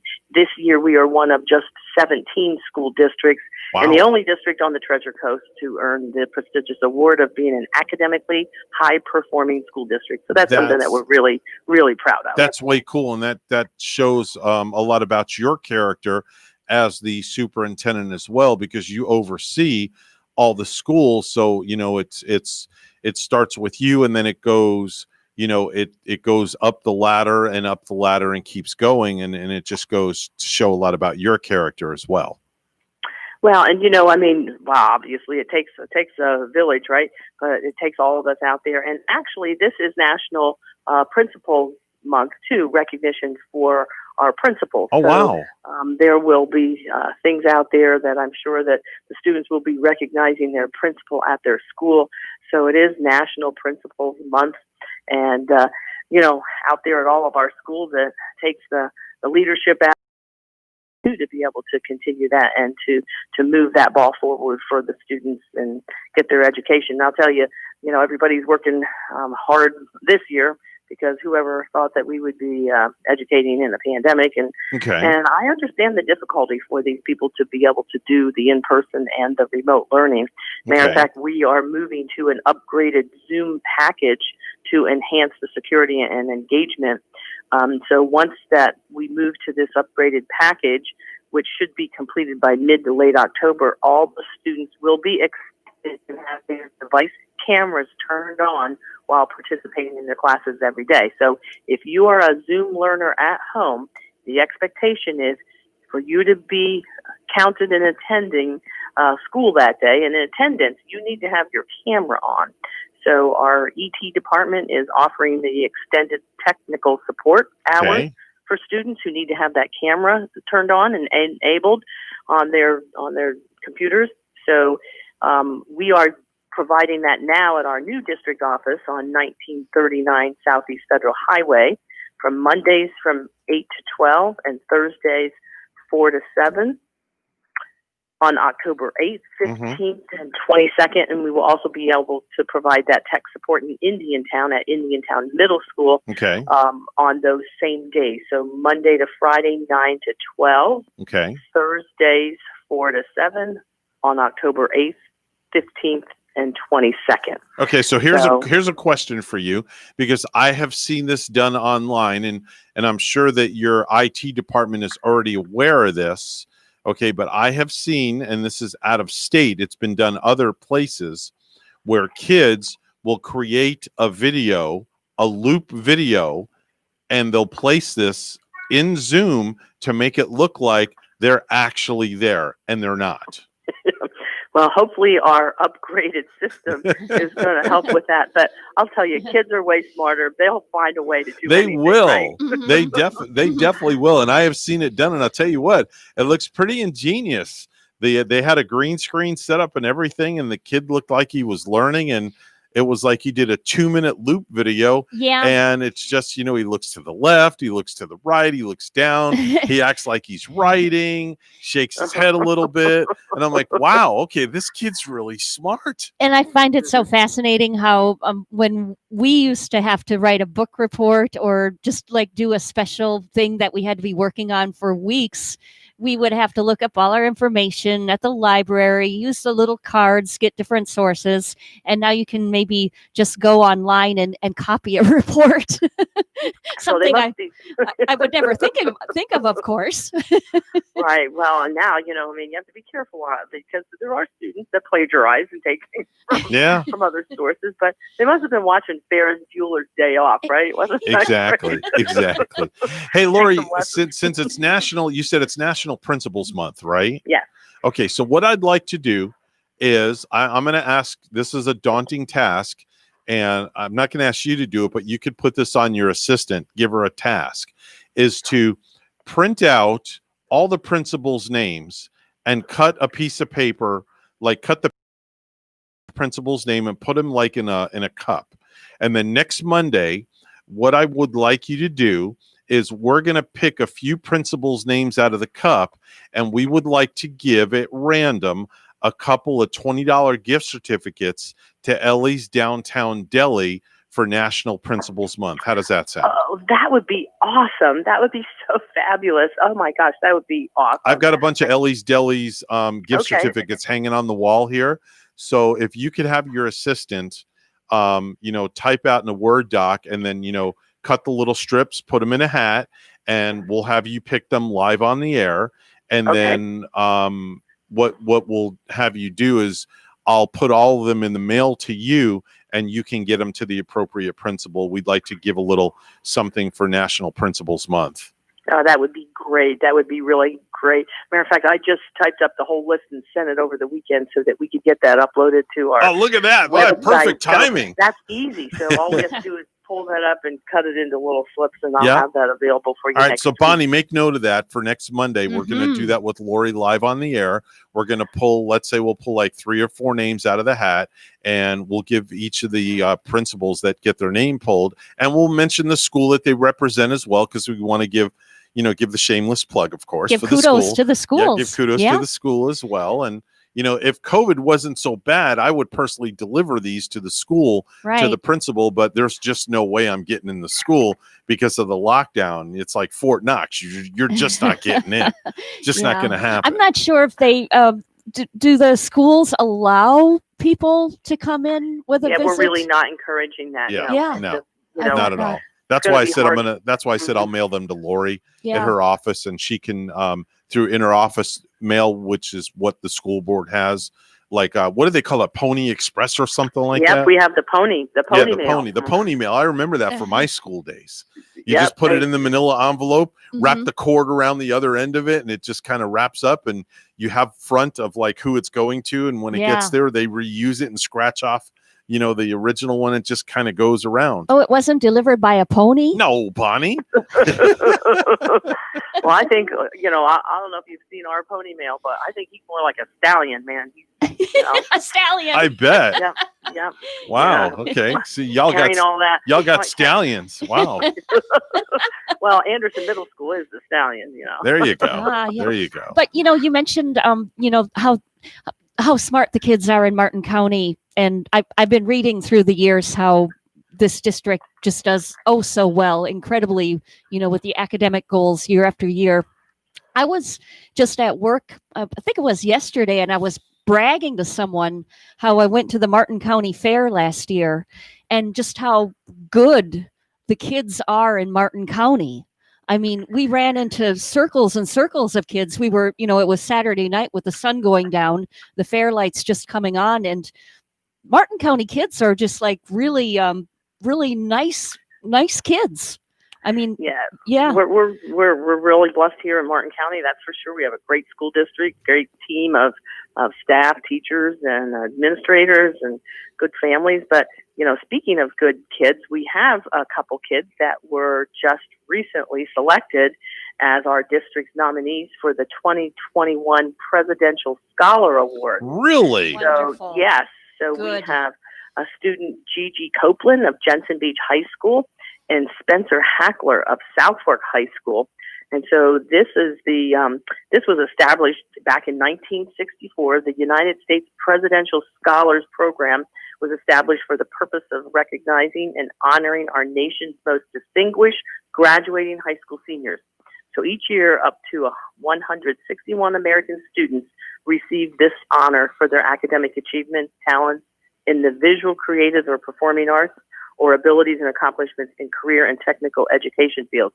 So we have 2 students that were selected for this distinguished honor. So, hats off to Gigi Copeland from Jensen Beach, and then we have Spencer Hackler from South Fork High School. So, and a little bit about Gigi. She has a 3.9 GPA. I always tell kids, protect your GPA. Yeah. Yeah. And, the little kids, they say, what? But the older kids, they get it, because that GPA, that can open a lot of doors for you when you're looking to go to colleges or schools. But yeah, so she's a great student and has excelled in self-advocacy skills, and she earned the Florida Gold Seal of Biliteracy. Wow. She's won numerous awards in the fine arts. She's a member of the Art Club, Art Honor Society. She's was in the Chinese Club Honor Society. She's been historian, vice president over the 3 years. She's been active in the Debate Club, National Honor Society. She volunteers with Big Brothers Big Sisters. So she's, look at these kids, what they do in high school. And then Spencer Hackler, he's a dual enrollment student, so he takes classes on the campus, and then he also takes classes over at Indian River State College. And he's focusing, and this is a great career academy that we have at South Fork High School. It's the turf management program, and he's enrolled in that. So he, they do all kinds of things out there. So he's currently enrolled in irrigation systems, materials, calculations, turf grass management, as well as landscape and turf management at South Fork. He's also an executive officer with the Army JROTC program out there, and he's an Eagle Scout. So, we're just really proud of these students and their accomplishments that they do. Way to go, Gigi and Spencer. Way to go. Congratulations. Oh. Congratulations. Well, Lori, it's always, we never have enough time. We could sit here and talk with you for hours about just different things pertaining to the schools and things like that. But we look forward to having you back on with us next Monday for an update. And we'll be giving some of those gift certificates away to some of the principals as well. Okay, so I'll make sure that they're listening. Well, they won't be able to listen because they'll be teaching in school right there. But I'll make sure that they get those certificates. Yes, and I'll put them in the mail to you. You just give me the address. You have my email address, so next week just shoot me an email with the address where they need to get to. Okay, perfect. So, hey, you guys have a great day and a great week. We sure will. Thanks a lot for being on with us. Lori. All right, All right, bye-bye now. Bye-bye now. All right, that's Lori Gaylord. She is the superintendent from the schools. And Bonnie, I forgot to do something before we get to, and I'm videotaping this just as proof, because I forgot to wish somebody that's very important to me a very special happy birthday. And that is Pastor Travis O'Neill from Christ Fellowship, our church. He is my pastor. He's everybody's pastor. And he is the big 39 years old. His wife, Jenny, still can't get his age right for some reason. I have no idea why. But anyway, he's 39 years old, and we gave him a little gift from our family yesterday. Okay. I put it by his seat. We got him a 12-pack of Dr. Pepper. Oh, does and he a like nice the Dr. card. Pepper drink? He's a Dr. Pepper junkie. That's all I got to say. Yeah. But we definitely got that for him. So on behalf of all of us here at the radio station, we want to wish Travis O'Neill a very happy 39th birthday. It is 8:25. It's news time. Let's go to the news desk once again. Here's Bonnie. Thank you, Evan. Well, we do have that flood warning in effect this morning till 8:45, and it's for southeastern Martin County, for St. Lucie County, and in Indian River County. Flood warning till 8:45 a.m. 2 days after being hospitalized with COVID-19, President Donald Trump declared, "I get it," in a message to the nation. His comments came Sunday night, just before he briefly left the hospital to salute cheering supporters from his motorcade. The president was driven by Secret Service agents in protective gear who were potentially exposed to the disease that has swept through the White House in recent days. Dr. Sean Conley said Sunday that Trump is doing well enough that he might be sent back to the White House in another day, even as he announced the president was given a steroid drug that's only recommended for the very sick. He also backtracked on whether the president has been given oxygen, confusing experts and raising questions about his credibility. President Donald Trump's blood oxygen level dropped twice in recent days, but he has continued to improve. Today is the last day for Floridians to register to vote in the November election. Secretary of State Laurel Lee says if you wish to vote in person on Election Day, rest assured. All public health guidelines will be in place and observed at polling locations.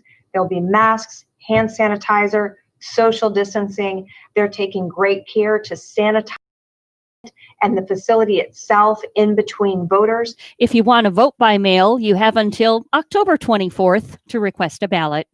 Officials with the Indian River County School District say one student at the Vero Beach High School main campus tested positive for COVID-19. The Department of Health conducted a case investigation and contact tracing that identified 12 students and one staff member who have come into close contact with the student.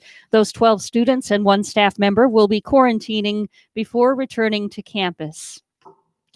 And lastly, a tropical depression is expected to strengthen over the northwestern Caribbean Sea through tomorrow. Top winds are currently 35 miles an hour. The system is expected to move into the Gulf of Mexico and become a hurricane, with the current forecast track taking it to landfall somewhere between Louisiana and the Florida Panhandle by Friday.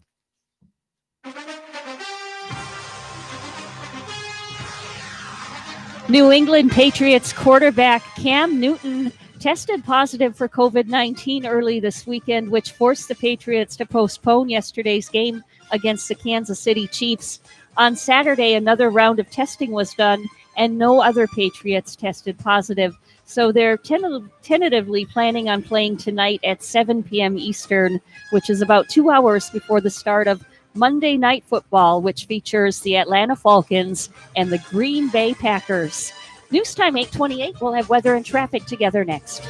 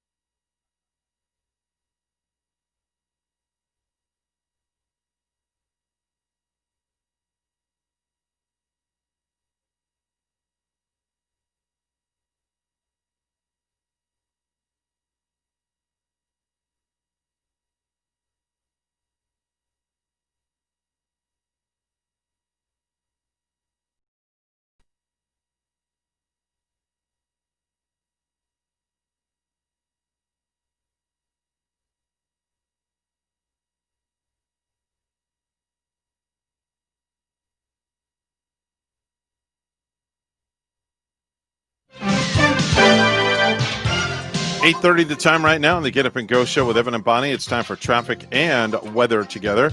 It's all brought to you by Code Red Roofers. Bonnie? Well, right now we're seeing 2 accidents on our major highways. Right here in Martin County, there is an accident, I-95 northbound, and this is at Canner Highway in Stewart. No roadblock from the accident. And further way up north to us on the Turnpike northbound in the Fort Pierce area at mile marker 150, there is an accident. There's no roadblock, and this accident is north of Midway Road. There's your latest look at traffic. And we have 76 in Palm City and with rain, and in Maracay, Venezuela, partly cloudy and 75. Here's our forecast, WPTV. Happy Monday, my sunshines. Temperatures starting off this morning in the mid to upper 70s, partly cloudy skies, isolated showers with some spotty downpours for that morning commute. This afternoon, highs in the upper 80s, feels like temperatures in the upper 90s, partly sunny skies and chance for scattered showers and storms. Tonight, lows in the upper 70s, increasing clouds. Tomorrow and Wednesday, tropical moisture associated with the tropical disturbance will increase our rain chances to 50%. Highs in the upper 80s through the middle of the week. By the end of the work week, drier air moves in, more sunshine with lower rain chances, highs in the upper 80s. I'm WPTV First Alert Meteorologist Katya Hall on WSTU AM 1450, Martin County's Heritage Station.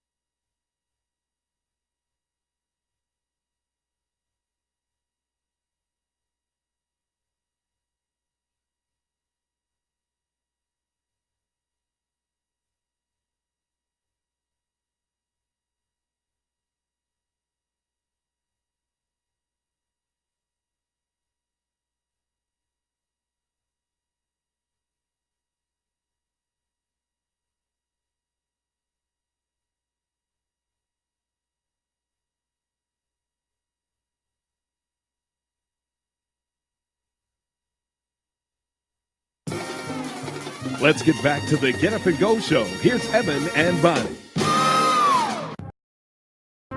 8:34 right now on the Get Up and Go show with Evan and Bonnie. It's time for a look at space with the one and only Randy Siegel. Good morning, Randy. Good morning, sir. What's going on? On this day in history, kind of interesting because NASA launched its STS-41G spacecraft. It was the Challenger spacecraft.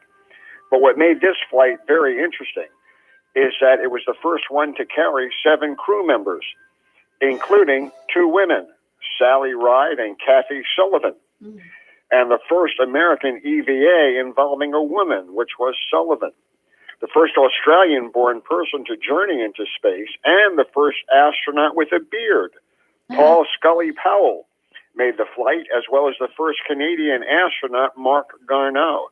And Mark went on to head the Canadian Space Agency and be a member of Parliament. So a highly successful mission there. Yesterday was the big anniversary, the 63rd of the space age. That was when the then Soviet Union launched the first Sputnik satellite into orbit during the International Geophysical Year on October 4th, 1957. That's when it all began. Well, another day, and this morning's launch of a SpaceX vehicle was postponed due to weather concerns, weather causing violations of the Starlink mission, and it has now been rescheduled for tomorrow morning at 7:29 a.m. So hopefully the weather gods will look favorably on the Cape. So far, it looks like they have a mostly favorable weather forecast. The Cygnus spacecraft that was headed to the International Space Station reached the station, and astronaut Chris Cassidy, using the robot arm 2, plucked it out of the sky and it was then maneuvered to the space station, where it was bolted firmly to the station by the ground. Now that they have the new module on board, they'll begin unloading it in several hours. And it has some really neat things on it, including a new potty. Yep. It has a brand new potty, which they hope to use on the way to the moon and for the surface of the moon. So it's being tested on board the space station. Also, there are a number of upgrades as well as a lot of new equipment headed for the space station. The astronauts, meanwhile, continue to try to find exactly where that slight leak is. And Russian experts believe the air leak is caused by a worn-out rubber seal or several seals in the docking section of the Zvezda module. And the astronauts have been asked to tape the seals down. And then they plan to use confetti in part of the seal to see if it is drawn to any of the locations on the space station. A rather interesting way to figure it out. By the way, that new potty, it only costs $23 million, and it will be the same type they'll use for decades to come if everything works correctly. Nikolai Bashliev has been appointed the new head of the Plesetsk Cosmodrome in Russia. He's the chief commander, and it's from Plesetsk that the Russians use as a missile test site, as well as for launching satellites. The Shenzhou 11 Chinese module, not the capsule, but the module that they had in orbit, will be decaying into Earth's atmosphere on the 7th, and there should be no danger to anyone on Earth. China has also selected 18 new Chinese astronauts. They consist of 7 pilots, 7 spaceflight engineers, and 4 payload specialists. However, it only includes 1 woman. SpaceX has found a name for its next floating platform that they will land vehicles on. You ready for this one? A shortfall of gravitas. And it was coming from a Starship, quote, experienced a significant gravitas shortfall, unquote, from Ian M. Banks' series of science fiction novels, Culture. So obviously somebody does a lot of reading. NASA is quite concerned about the Boeing CST-100 Starliner. They have raised many doubts as to whether it will fly this year. Boeing is making progress on getting the Starliner ready for another test before astronauts will fly before the end of this year. However, a NASA safety team doesn't believe that that is going to be possible. The Starliner itself is about 80% complete, and the service module is 90% complete. The rocket and the space adapter have all been delivered, and there's no problem with that. Also, if the test of the Starliner goes as scheduled, they hope the spacecraft will be able to begin regular cruise going to the space station by the end of next year, not the middle of the year that they were actually hoping for. So a lot of problems continue to be had by Boeing. We also know that SpaceX is continuing to improve its Crew Dragon spacecraft. They had noted that during the first mission, there was a little bit of erosion on the heat shield, and they're taking care of that straight away to make sure there'll be no more erosion taking place on that heat shield. Also, they are going to give it a further maneuvering capability by reinforcing the parachute system. They want this parachute system to allow them to deploy a lot better and a lot faster. So they're adding parachute deployment sensors. as well as SpaceX keeping clear the ocean where that vehicle will land. Tomorrow, we're going to tell you about Israel's new satellite and a Russian space station for tourists. So until then, have a great day, everybody. Andy Siegel with the latest and greatest space report. He appears on the program Monday through Friday in the 8:30 part of the program. Every time I hear this, I feel like I'm in the Bahamas, you know? We're just like in paradise anyway, really every day here. I just need my pina colada with a little umbrella hanging out of the cup. Oh, that sounds Right? tasty right now. Right? Virgin pina colada for me, though, because I don't drink. You can Now, put I can put the rum in yours. You can put a little rum in mine, and a rum runner is Oh, always you know what I a might do treat, too. Wednesday? Since Phil's going to be here too, I might bring the magic bullet in, and we'll make frozen pina coladas on the air. That would be so much fun. We have to find somewhere though to get ice. We'll do it alcohol free Yeah. and just have a sweet pina yeah, colada. there you go. I'll Maybe- bring the mix and ice. Maybe I could bring in some ice. I don't know. Yeah, we'll see. We'll talk about it Tuesday. Anyway, let's go down to Ellie's Downtown Deli, where Bonnie's standing by with the latest and greatest to soothe your appetite. And so many sandwiches to choose from. The cold Italian combo is always a favorite. So is the classic Reuben.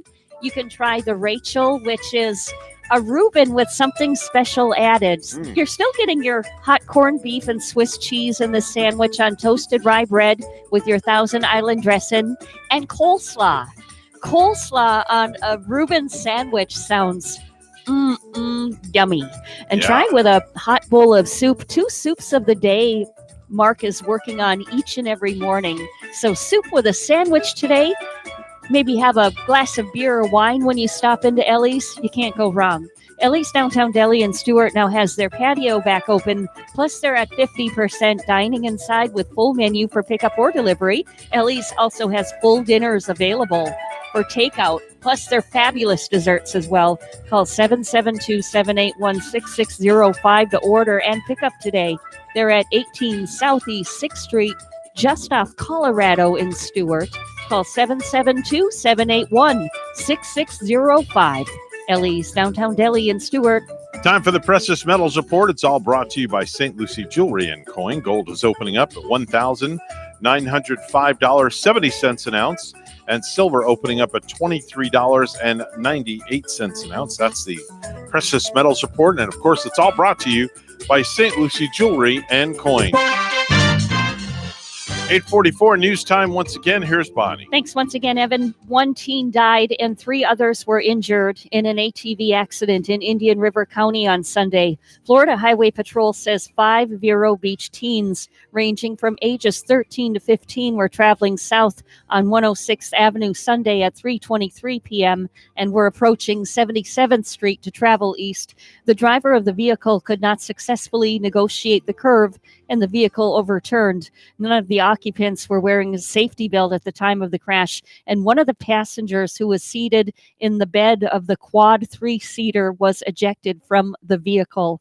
The 15-year-old boy was pronounced deceased at the scene of the crash by Indian County Fire Rescue. The other teens were transported to Sebastian River Medical Center with non-life-threatening injuries. The driver of the ATV suffered serious injuries. 2 drivers were injured Sunday morning after being involved in a head-on collision in Port St. Lucie. Police responded to the intersection of Southwest Plantation Terrace, California Boulevard, and located the crash. One driver was flown to an area hospital with serious injuries. The other driver was taken to a local hospital by St. Lucie County Rescue with unknown injuries.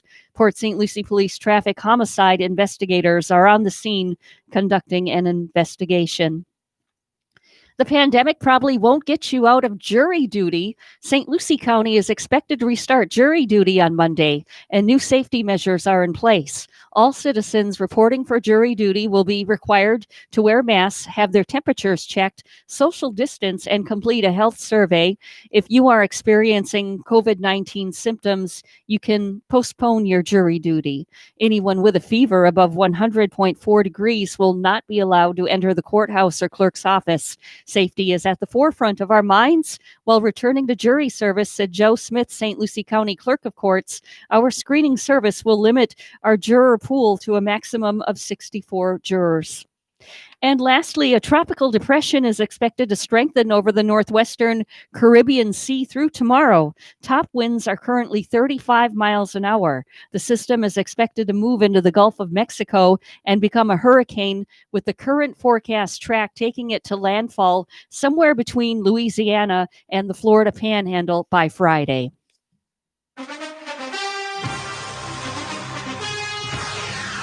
Jimmy Butler put up a triple-double to lead the Heat to a 115-104 win over the Lakers in Game 3 of the NBA Finals in Orlando.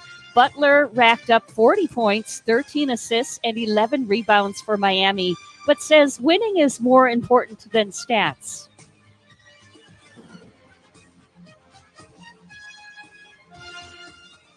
We won. I could care less about, triple-double. We play this game to win. The Heat trail LA in the best-of-7 series 2-1, and Game 4 will be tomorrow night. Our news time is 8:47. We'll have weather and traffic together next.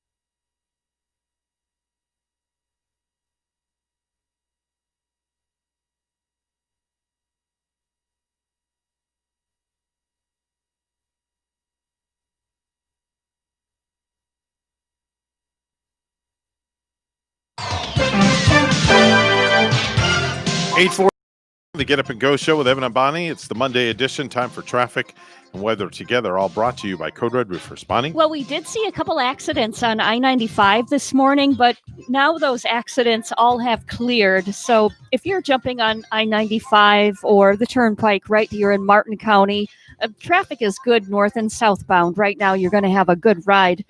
Just keep in mind to the north of us up on the Turnpike, northbound at mile marker 150 in Fort Pierce, there is a traffic accident up there. That's north of Midway Road, but there's not any roadblock.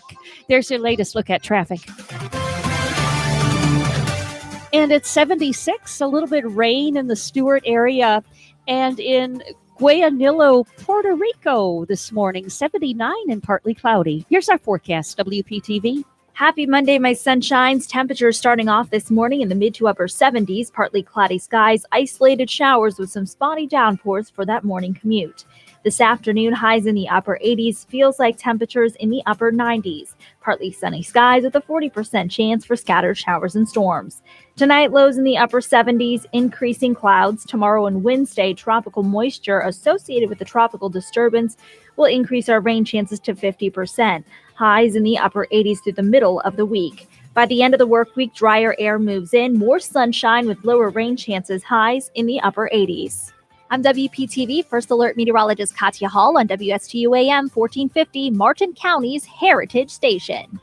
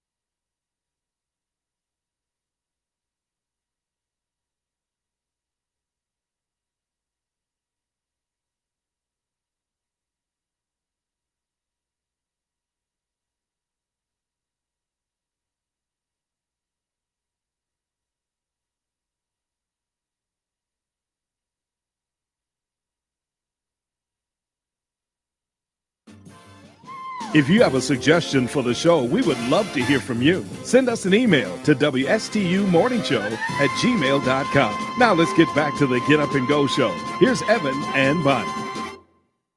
8:52 right now. We have a phone call right now. Hello, you're on the air with Evan and Bonnie. Who's this?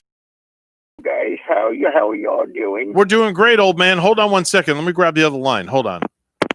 Hi, you're on the air with Evan and Bonnie. Who's this? Yeah, man. Oh, it's Fredo. Let me conference the old man in. Hey, old man, say hi to Fredo. He's on the other line. Hey, Fredo, where you been? How you doing, old man? Yeah, man, I was at the old man's house last week. Man, you should have seen the party. Yeah, man. Really? Oh, yeah. Wow. Yeah.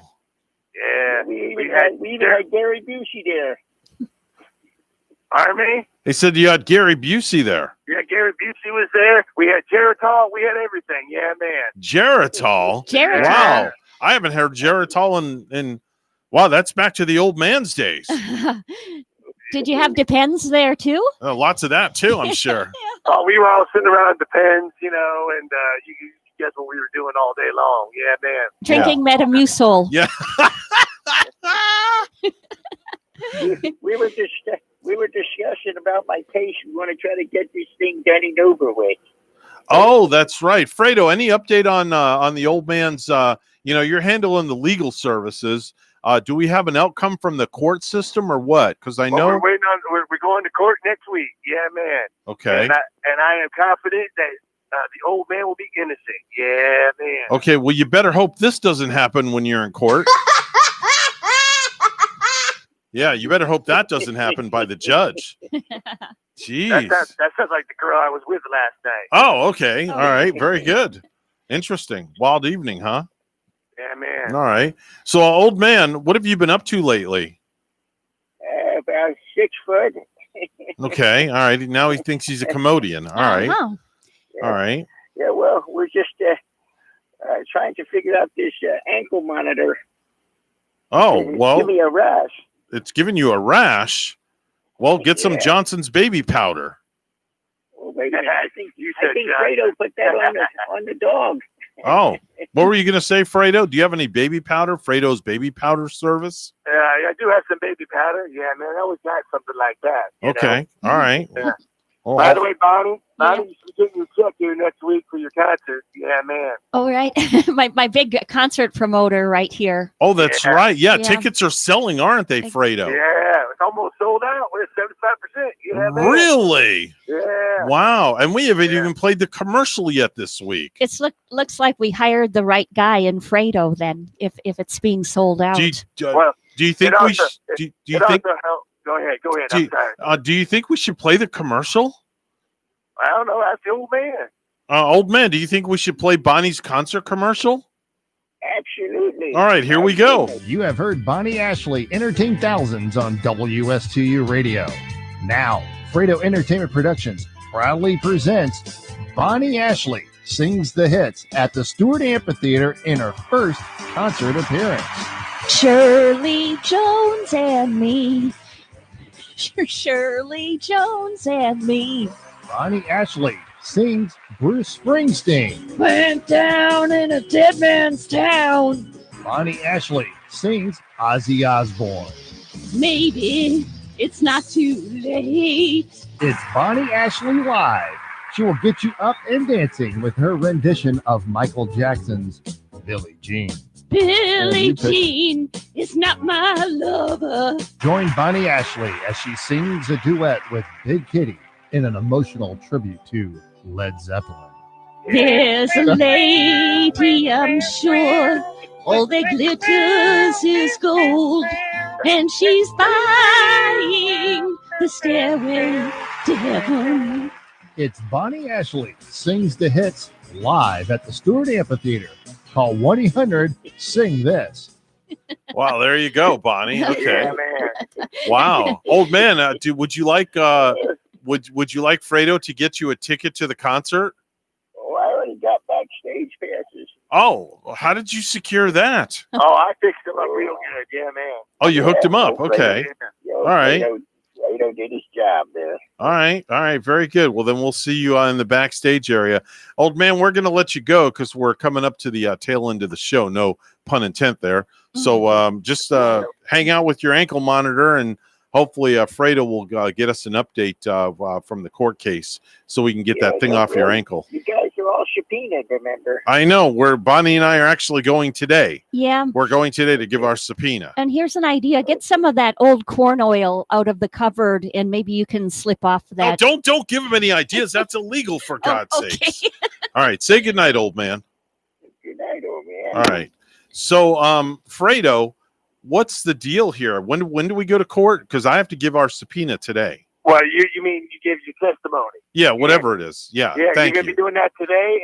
Court here next week, and Okay. then we should be good. I think you'll be innocent after all the evidence we got, and we've even interviewed the bear. Yeah, man. So, The bear? Yeah, we've interviewed the bear. Big Kitty interviewed him. Yeah. Oh. Whoa. Okay. Big Kitty dared to interview the bear. That's a All brave right. cat. Well, Fredo, have a great day, I shall. and we'll talk to you soon. Thanks for calling in. All right, bye-bye. Bye, Fredo. All right. Fredo's Legal Services. Yeah. Wow, what a show today. He's into everything. That, like a jack what a of all show trades. today. I mean, know. You know, it's been a great show. Yeah, man. Oh, he's still on the line. Okay. All right. Well, there was a lot of fun and definitely a lot of laughter. Yeah, and a little bit of this too, but that's okay. It's a good thing we got that out of our system earlier. Yeah, really. All right. Anyway, ciao, main. Honduras. And Arriba Dirty. And we'll see you tomorrow. Be kind to one another. All right.